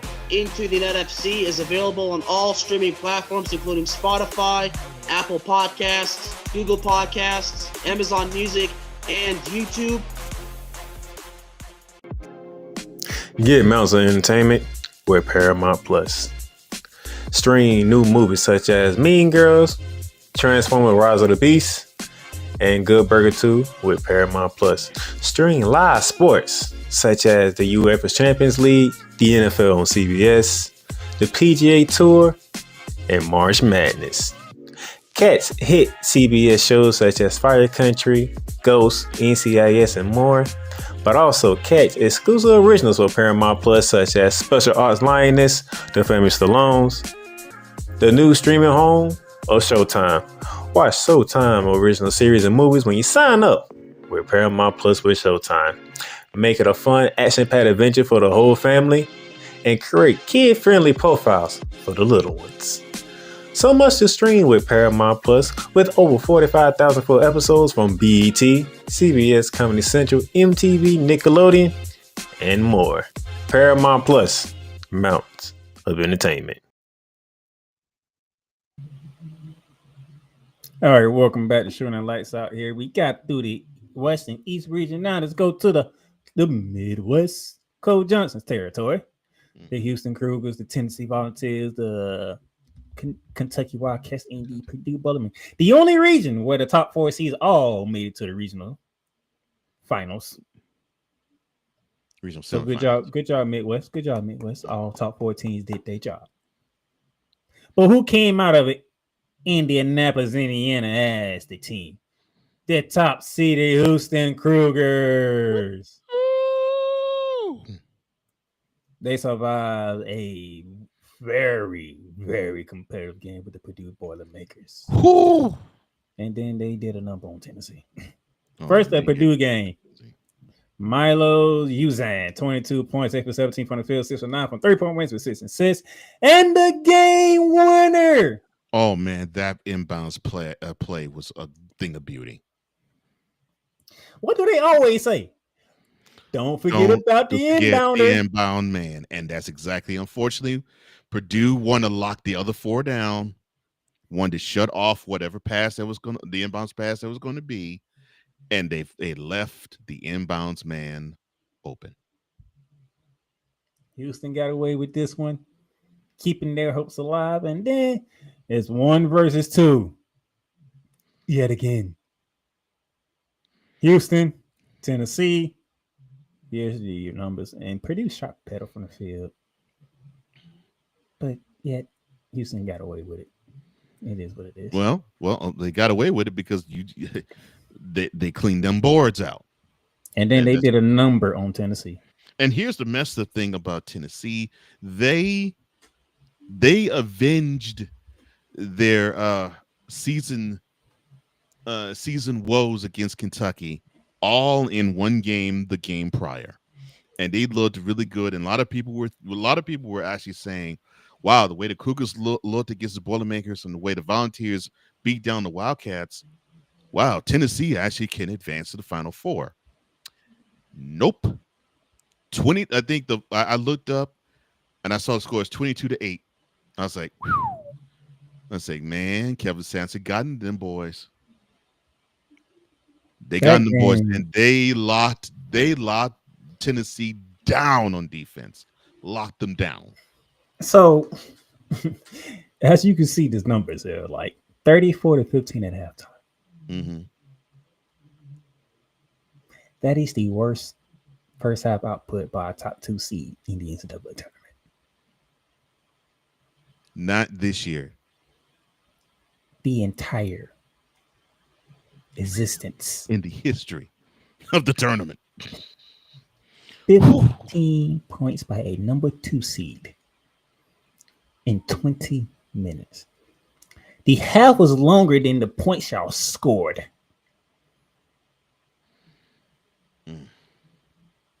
Edgy Carr, 17 points, 7 boards, 4 assists. 29% from the field. 17% from 3. Locked them down, baby. They locked them down. Tennessee couldn't find a bottom of the bucket. It didn't matter if they was locked down. It didn't matter if they was open. At one point, they had 4 chances to score, and they bricked all 4 of them on one possession. I'm sorry, I did that wrong. The Houston, you held it down. I'm trying. I can't remember who was calling the game, but it was like there's a lid on the basket for the Volunteers. I'm like, they can't foul bucket. Jeez, they wasn't lying. There was a lid on it. And Houston was like, damn, y'all really can't make a bucket. Jeez, because Houston gave us some open looks. Mm-hmm. Them things were not dropping. So just like Alabama, Tennessee put in work against Kentucky, and all of a sudden they come against a 1 seed in their region. They can't, all of a sudden they can't put the ball in the basket. All of a sudden. Thank you, Tim Brandt. The iron was unkind for Tennessee and Alabama. Jeez. Well, it was unkind to Alabama too, but yes. First time since 2021, the Cougars are in the Final Four. Yes, baby. So a different outcome in 2021 because that didn't end quite well in the Final Four. They got bounced in the national semifinal, but that's all right. We back in the Final Four. We can eradicate that, baby.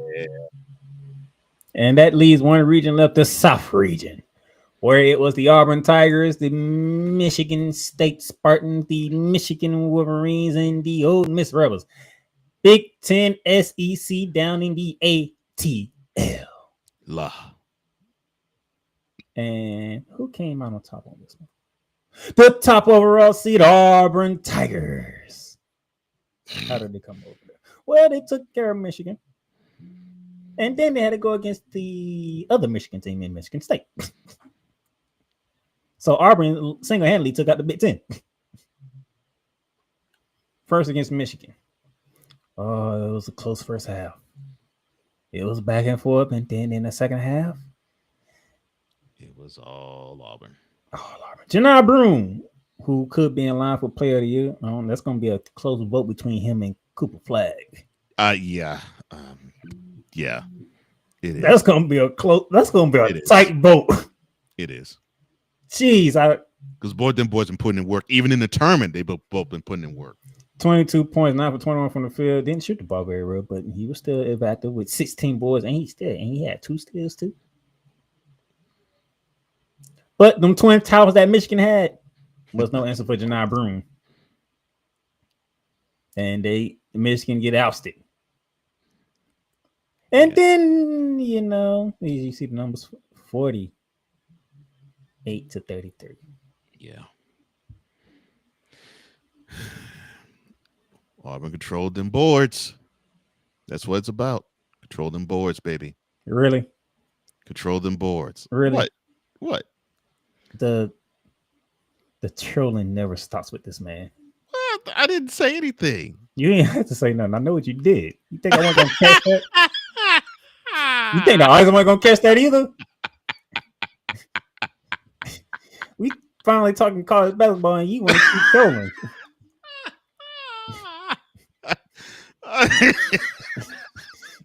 Jeez, come on, man. It's getting that ridiculous.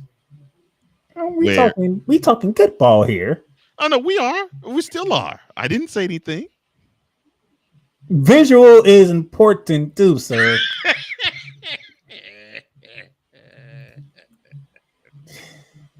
And then it was 1 versus 2 against the Spartans of Michigan State and Tom Izzo. Mm-hmm. And first and foremost, the fact that Janai Broome came back in that second half shocked the hell out of me. Yeah. I heard it looked pretty bad. You heard? I saw it. I didn't get the chance to see it, but I heard. Not want to say because I did. I was like, oh, that you. He landed, and you can tell he hyperextended his knee and his elbow at the same time. Oh man, the way his elbow bent, that did not look good. Oh man, I'm glad I didn't see it. I heard it, but I'm glad I didn't see it. Even the announcing team of Iron Eagle, Grant Hill, and Bill Robert, they didn't think he was gonna be coming back. That was just, that was nasty looking. But he came back, 25 points, 10 for 13 from the field, hit both his threes with 14 boards. Unfortunately, Tom Izzo could not get past the Auburn Tigers. His first ever loss to the SEC in the tournament. That man was 10-0. Which one of which was against the Florida Gators, by the way. Yeah. But it wasn't easy for Auburn to get there. And that's the thing about these Izzo teams. If they smell coming close to a Final Four bid, I don't know what Izzo does to this team, but he says to them boys, We got to be physical. We got to make sure that the team that is on the opposite end earns it. Because if not, we're gonna take it. And credit to Auburn, they earned it. First time they are in the Final Four since 2019. Well, that didn't end well for them either in 2019. Yeah, congrats to all 4 number 1 seeds. Yeah, speaking of which, San Antonio, you have all 4 1 seeds. Haven't been done since, the aforementioned 2008. Kansas, Memphis, North Carolina, and UCLA. Who was the stars of the team? Well, Kansas had Mario Chalmers on that team. Right. Memphis had Derrick Rose to lead that team. North Carolina had Tyler Hansbrough who led that team. And UCLA had a guy by the name I think you're looking for Russell Westbrook. Russell Westbrook. This year you have Janai Broom, Cooper Flag, the 2 fighting for Player of the Year. Mm-hmm. You have they put Suzanne on here, but I think LJ Crowder is the face of Houston. Mm-hmm. I agree. And then you have arguably who has some people I call the best player of the tournament thus far, Walter Clay Jr. Well, we'll get a chance to see if that is true Saturday. And 11.73% of people had all 4 number 1 seeds. So the reason why I put that up, so those of you idiots out there that says, it's easy to pick all 4 number 1 seeds. Well, this is the second time ever that all 4 1 seeds has made it to the Final Four. So how easy it really is it? Yeah, it happens not that often. But it's easy to pick all 4 1 seeds, though. No, it's not easy. You seen this stuff? Oh, I have. No, but it's not easy to pick it. You got it. You have to read the tea leaves, which I'll give credit to you. You read the tea leaves well. You read the tea leaves correctly. And you want to know how I was able to pick all 4 1 seeds in this one? Oh, by the way, this is the standings right here. And congratulations, sir. I told you that lead from Jordan wasn't gonna last long. Yeah, but that's all right though. I stand the second best chance of winning it all, still. So I have hope. I'm like Jesse Jackson. I'm keeping hope alive. Yeah, you gotta keep hope alive. You never lose hope. Don't grin like that, man. Mm-hmm. So, yes, I picked all 4 Final Four. Yes, you know why that I did that? Because the eye test showed me these were the 4 best teams throughout the entire season, and it wasn't even close. Well, see, the thing is, and not disagreeing with you. Yes, these were the 4 best teams in college basketball this year. But I can't tell you how many times I've heard that going into a tournament, and you see them, and you see one of these, or you see one, or you see a couple of these number 1s mightily stub their toe. So you know the differences between those and this year? Outside of Duke, the other 3 teams they have veteran leadership, upper class leadership. Yeah, that helps. That helps a lot. And that's one of the things I have been decrying about with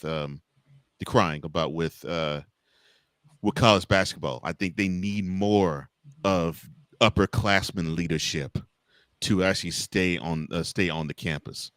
And the way that Auburn and Florida is set up, 8 of the 10 starters when you combine the starters from both teams, 8 or 10 of them are transfers. Mm-hmm. Houston, they don't do one and dones in Houston. So those guys have been under Kelvin Sampson for quite some time. Mm-hmm. And they know the system. They know how to play. Duke, John Shire recruited freshmen that understand the game of basketball. Yeah. If you watch Duke play, they understand the game of basketball. Mm-hmm. Even though they still should be in freaking high school right now. Cooper Flag. You know, Cooper Flight ain't even turned 18 yet, or he just turned 18, not that long ago. So yes, Cooper Flight should be a senior in high school right now. That says a lot. Thank you, Dickie V. He's your diaper dandy. So yes, I did the unthinkable of picking all 4 number 1 seeds, and all 4 1 seeds has came through. Now we get to see who really is the best of college basketball. Yeah, Alabama, St. John's, you pissed me off. Which brings me to his Final Four. You you child of God. You see, you suckers up in the media, you were claiming that St. John's was back. And then they wet the bed in the round of 32. How dare you, Rick Pitino? You had your boy supposedly ready to go. You had Spike Lee all donned in red. I can't remember the last time I've seen him dressed in red. Normally it's blue and green. Green for the Jets, blue for the Knicks, and maybe orange for the Knicks as well. Dude was in red from head to toe. And I was like, all right, that's good. I think we're gonna see something here. And you wet the bed in the round of 32. I thought we were going back to the Lou Conner-Second days, where you had Chris Mullin lead the way to a Final Four appearance, which I thought this was going to happen since this was the 40th anniversary of that team actually getting there, getting at least this far, but having to run into the brick wall that was the Georgetown Hoyas, led by a senior Patrick Ewing. But I digress. And then Alabama, I thought that you all were I thought you were going to carry that spirit of football with you, being that big time program that was going to run roughshod over everybody until you got to my Cougars in the national semifinal. And then you all punked out, and I do literally mean punked out, in the Elite Eight. How dare you? How dare you make me look like a fool and a chump, especially to that dastardly playmaker? How dare you? You messed up my bracket. And now I got to hope for my Cougars to right this wrong and beat everybody to claim the national championship. But St. John's in Alabama, you all need to turn in your licenses. Don't even don't even field a basketball team anymore. Just claim Alabama your football program, and St. John's just claim that you're a lacrosse program, and just leave it at that. This is what happens when you don't go with your eyes what told you. Okay, this man watched those 4 number 1 seeds. He knew the 4 number 1 seeds were the correct 4 number 1 seeds for a reason. He knew all this, and he still chose a team that loved to shoot threes, no matter what the case may be. And he's one of the ones that would say, "See, you like to shoot a lot of threes, you're going to end up dying by one of the threes." Alabama, and did, and died. No, well, they died because they decided not to take a lot of them too. But yes. And then St. John's, he wanted to believe the hype, but knowing darn well St. John's couldn't put the ball in the bucket to save their lives. So they ran against a Tennessee Arkansas team that was that much better.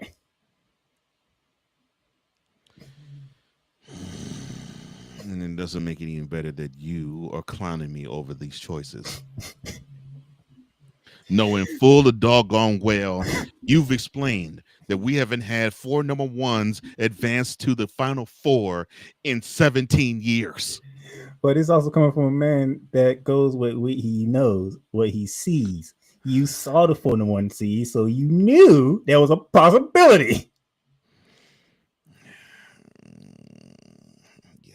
The fact that I ain't worrying about you picking St. John's over Florida, because I know you are a defensive minded guy. And that's why I leaned St. John's. But you saw Duke play. What gave you an idea Alabama was going to beat Duke? All right, here's why I thought Alabama was going to beat Duke. They hung with Auburn. They hung with Florida. I didn't say they beat them. I said hung with. They hung with Florida. They hung with Auburn. And they hung with Tennessee. And I'm thinking, okay, so you got a taste of 3 of probably the top 10 programs in the country. You're battle tested. So a team like Duke, which yes, they were one of the 4 best teams in the land. All right, so you got battle tested. You even beat Auburn once. So, and Auburn was number 1 ranked. So you beat the best team in the country. You beat the number 1 ranked team in the country once. Wow, they're ranked number 1. So you have that on your resume. I figured, okay, they should be able to handle Duke. And they got handled by Duke. That's why. I thought they are battle tested, and Duke, they really weren't battle tested all that much. You must have forgot that Duke beat Auburn in the ACC SEC showdown. No, I forgot. I just dismissed. No, that's even worse. I dismissed because it's like, okay, that's their only game where I can say, well, okay, yeah, they played the best team and beat them, but that was November. You know, I'm like, show me January, show me February, show me March, and that's where I was. And then, of course, when I was like, okay, so they basically had to yawn their way through, not necessarily the regular season for the ACC, but they had to yawn their way through the conference tournament. And they stubbed their toe against North Carolina because they were a lane violation away from getting beaten. So I was like, okay, I don't think Duke. I don't think Duke's gonna have what it takes. Plus, remember Cooper Flagg went down with an injury.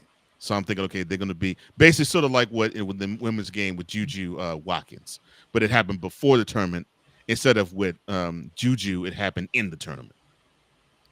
That's why, because I figured, okay, Duke is gonna be shorthanded. I know they're talented, but they're still gonna be shorthanded, and one of these teams is gonna catch them slipping. And nope. None of them did. Cooper Flagg played all games. Well, yeah. So when I did the bracket, it was, well, we don't know if Cooper Flagg is going to play in the round of 64, which didn't even matter. No, it didn't matter. But they know we're going to play in a round of 64. He might not play in a round of 32. I'm thinking, ugh. So I might have to pick against him. Okay, fine. And then yes, he ends up playing all throughout the tournament. So Saturday, semifinal San Antonio, the Alamo Dome.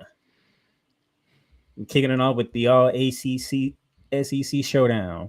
Florida versus Auburn at 6:09. And then afterwards, Houston versus Duke at 8:49. Both games are on CBS, meaning everybody can watch.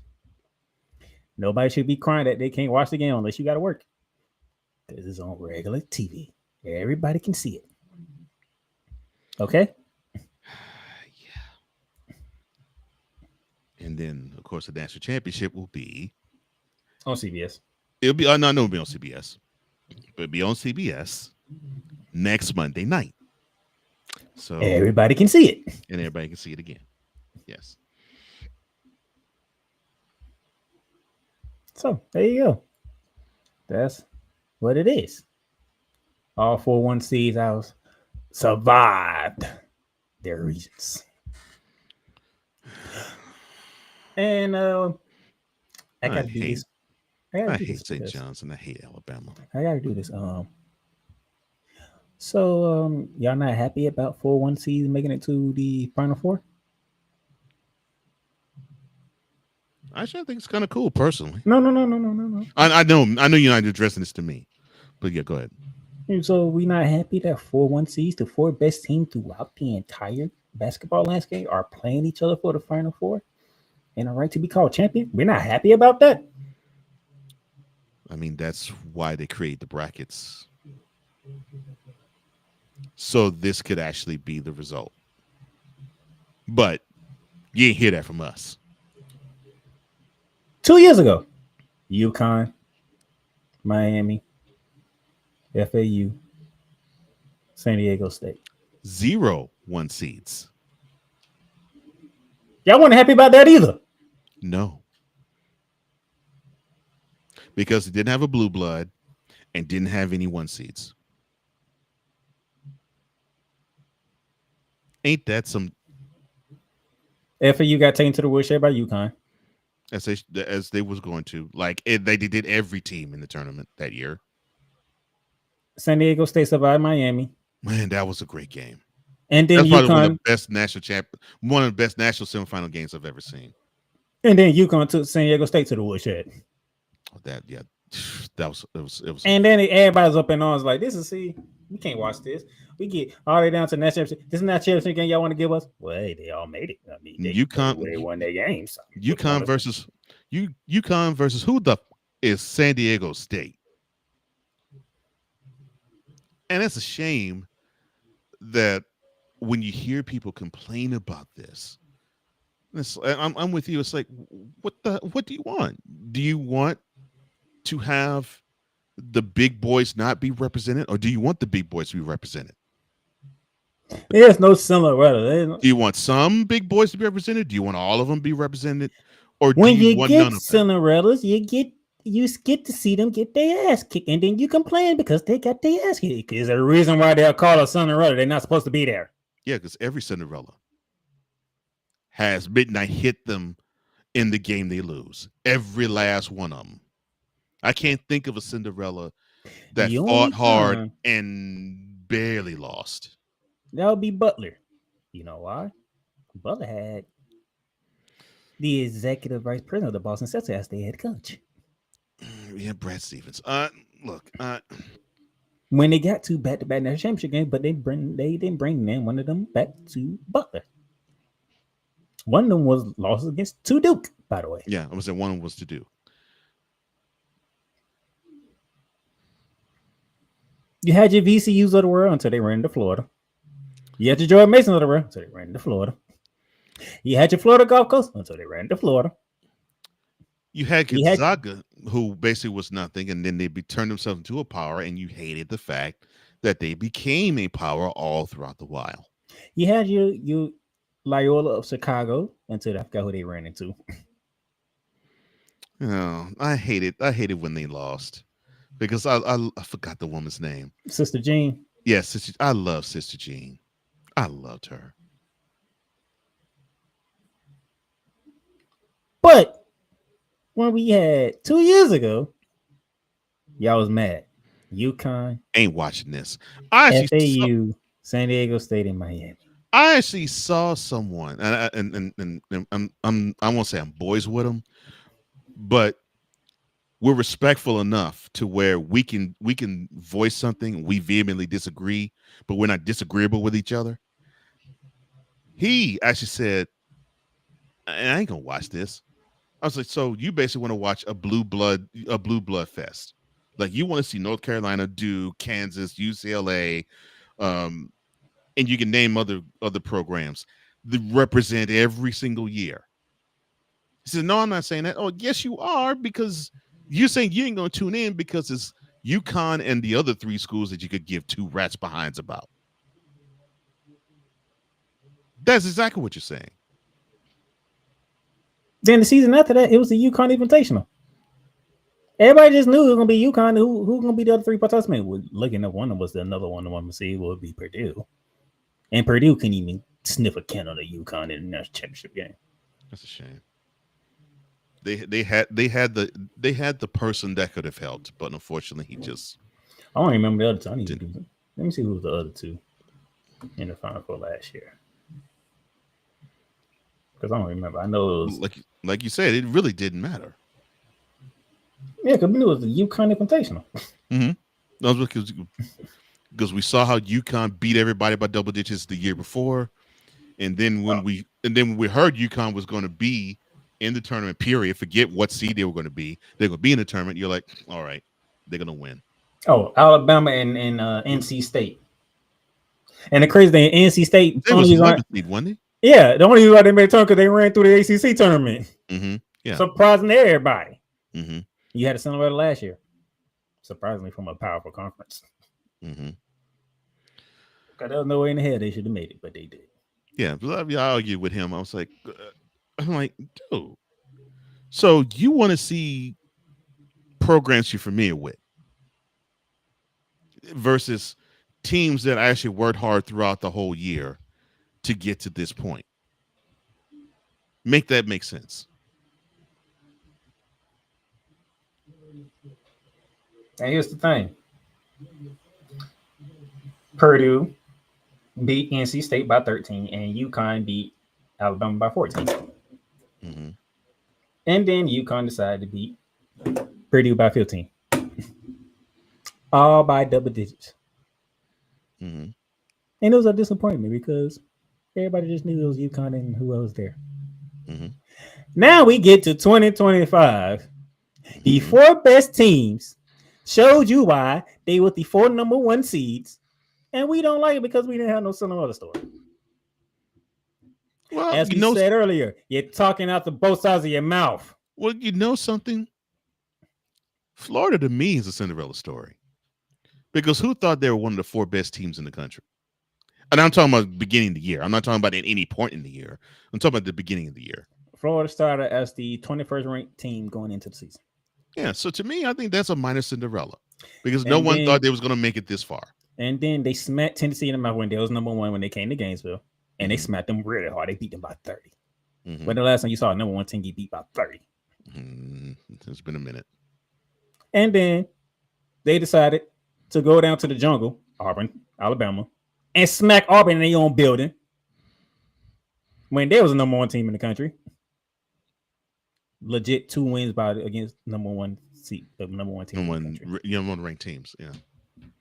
Went to Alabama, beat them, smacked Alabama in the mouth, and then people was like, you know what? This Florida team is something else.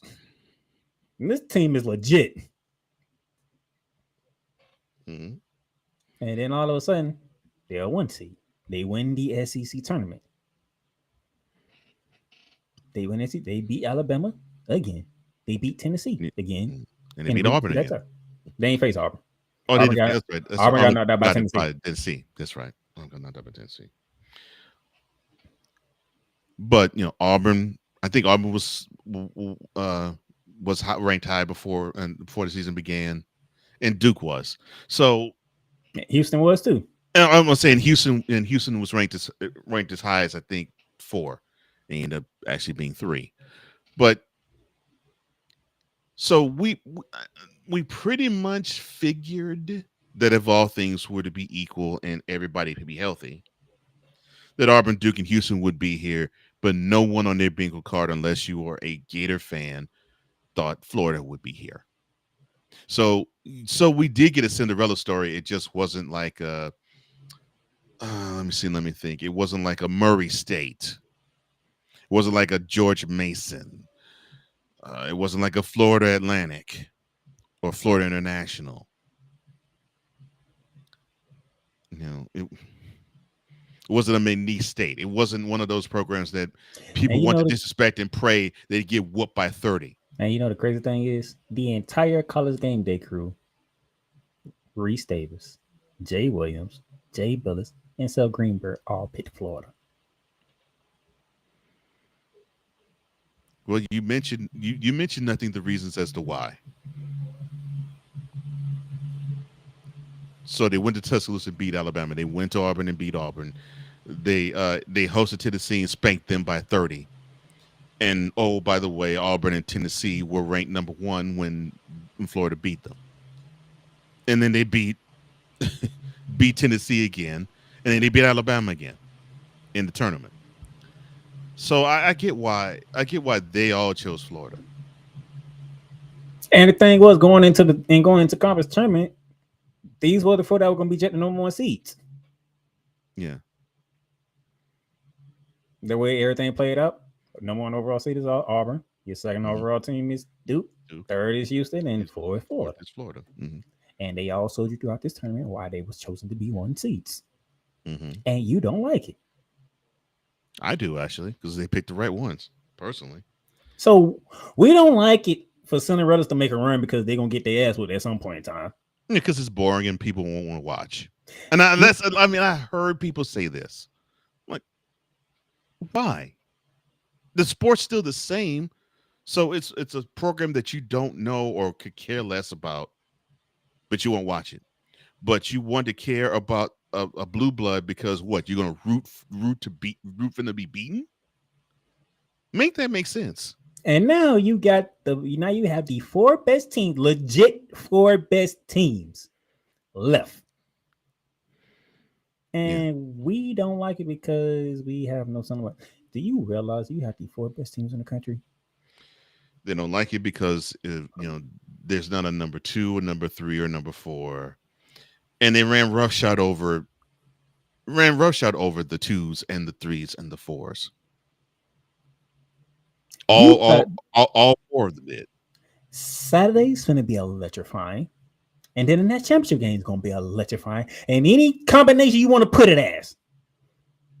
Yeah, because you got 4 great teams, really. I don't care who you're rooting for to win the national championship. You got 4 solid teams, and you said it early in the program, and I do agree with you. I agree with you then. I agree with you now. Number 5 is distant from the 4 that we have here. These were the 4 best teams in the college basketball landscape this year, bar none, no exceptions. So pick a side, because you want to see good basketball. You finna get great basketball. Florida and Auburn finna meet for the second time. Auburn gonna come out with some fire because they're gonna be hearing all about what happened in Auburn on that fateful day. Yeah, so they'll have motivation, and Florida, of course, will have motivation because they feel as though, we're within sight. We haven't raised a national championship in 19 years. We get a chance to do it again. So they'll be reminded of that. And the thing is, everybody gonna be looking at Janai Broome, how he's gonna fare against the inside of Florida with that messed up elbow he got. That is going to be a good question because that elbow is going to get tested. It's going to get tested, as it should. And you notice he couldn't move that arm in the second half. Yeah, it's going to get tested, and it should get tested. If he's going to play, it's going to get tested. And Florida's physical. That's what I'm saying. It's going to get tested, and it should get tested. Because if you have any physical assault and you can sniff blood on somebody, you should attack physically. Yes. Period. So that's something to look at. How's Janai Broome going to fare with that elbow against this size of Florida? And Alex Condon. And you need to have Thomas Houck, Michael Hanlock. You need to have that size to counteract what Florida can bring. Yeah, remember, Florida can rotate 4 guys in and out. Yeah. You need to have you need to have that size to counteract what Florida can bring, because you got to if you can't win the boards, you got to compete against them to have your fair share of boards. Because if not, Florida can clown you on the boards. And they don't have to shoot well from 3 or from the field. They could just kick your behind in the offensive rebound category and just clean your clock. We just showed it against Maryland and Texas Tech. They combined for 84 rebounds in those 2 games. Yeah. So obviously, to beat Florida, you got to be competitive on them boards. You got to be competitive on the glass. If no ifs, ands, or buts about it. You got to show a willingness to be about them boards. And all the analysts are saying you pretty much got to be damn near perfect to beat Florida, because guess what? Texas Tech had a chance. They missed free throws, left the door open. Look what happened. Yeah, you got the 2-time reigning defending champion UConn Huskies. They couldn't buy a 3-point bucket in the second half, and look what happened. Dan Hurley, the refs didn't blow it. Your team did. And then they couldn't get rebounds off of missed free throws by Florida, by the way, which led to second chance points by the Gators. Yeah. But to say that's a double whammy. Couldn't hit free throws, couldn't get boards, especially on the offensive end. And that can be problematic. I'm talking about on defense. They couldn't block out Florida from getting to the offensive glass on free throws.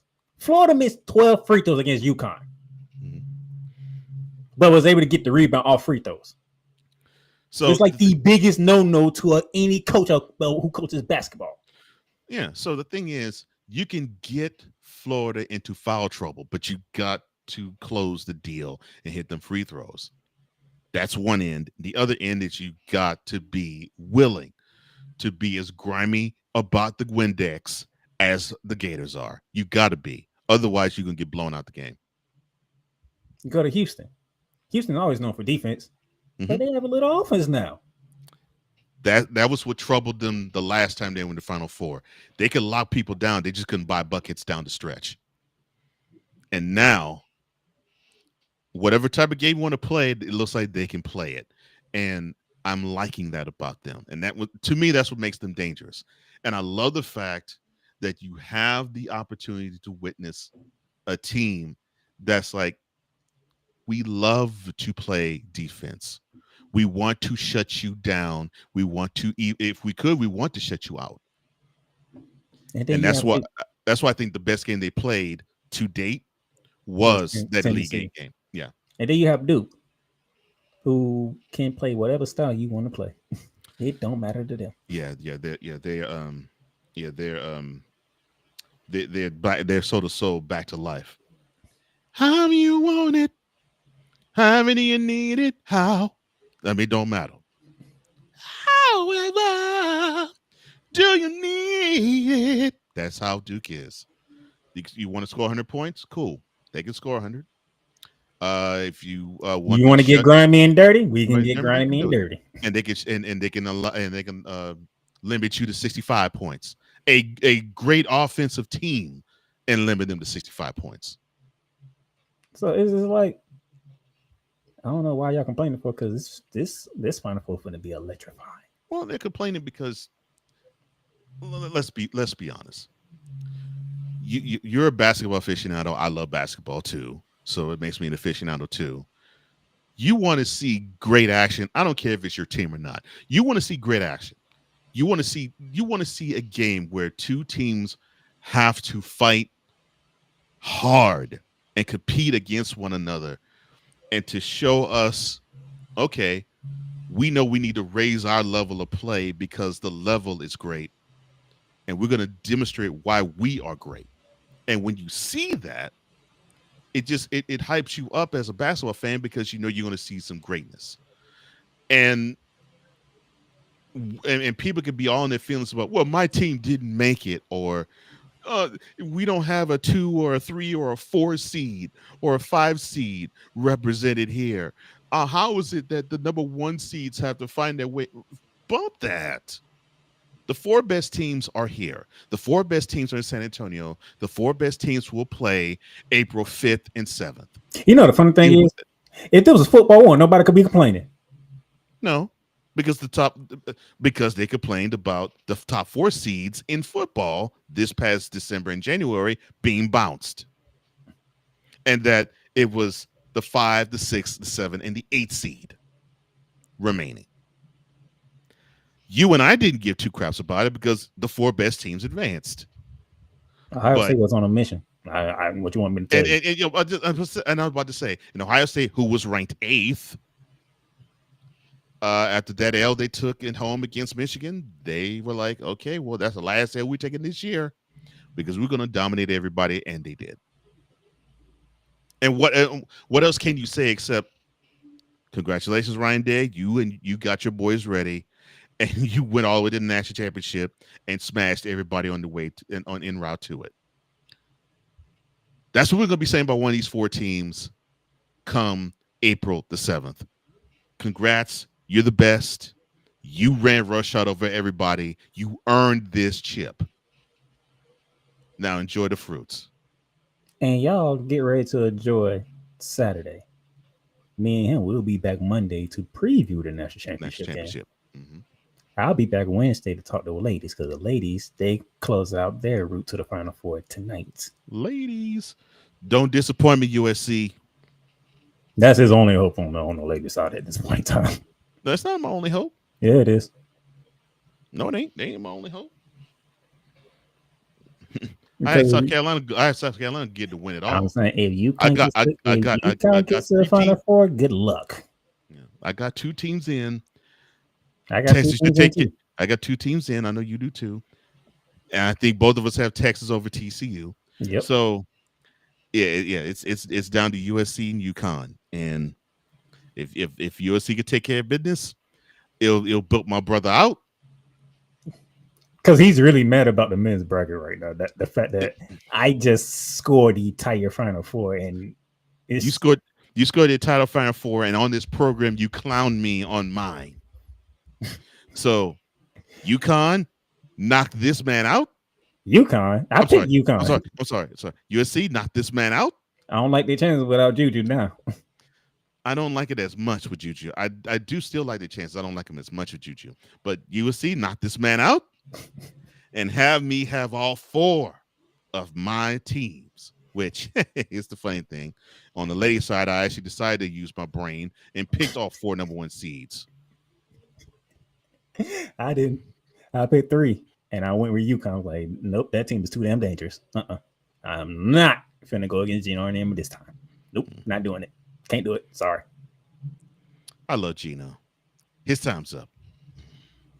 And with that being said, I'll catch y'all later. I'm waiting for another show. Oh, Saturday. You've done good. You've done great. But you can't stop here. You can't stop now. You gotta keep going. Through all your trials and your tribulations, you gotta keep pushing. Now, finish your canvas. Yeah, gotta get it out the mud, that's the only way to win. Who am I to point the finger like I never ever seen? Been through the ups and downs like the letter N. They don't let you through the door, better kick that again. Cause that's the only way to win. That's the only way to go. Gotta get it out the mud. Gotta get it out the flow.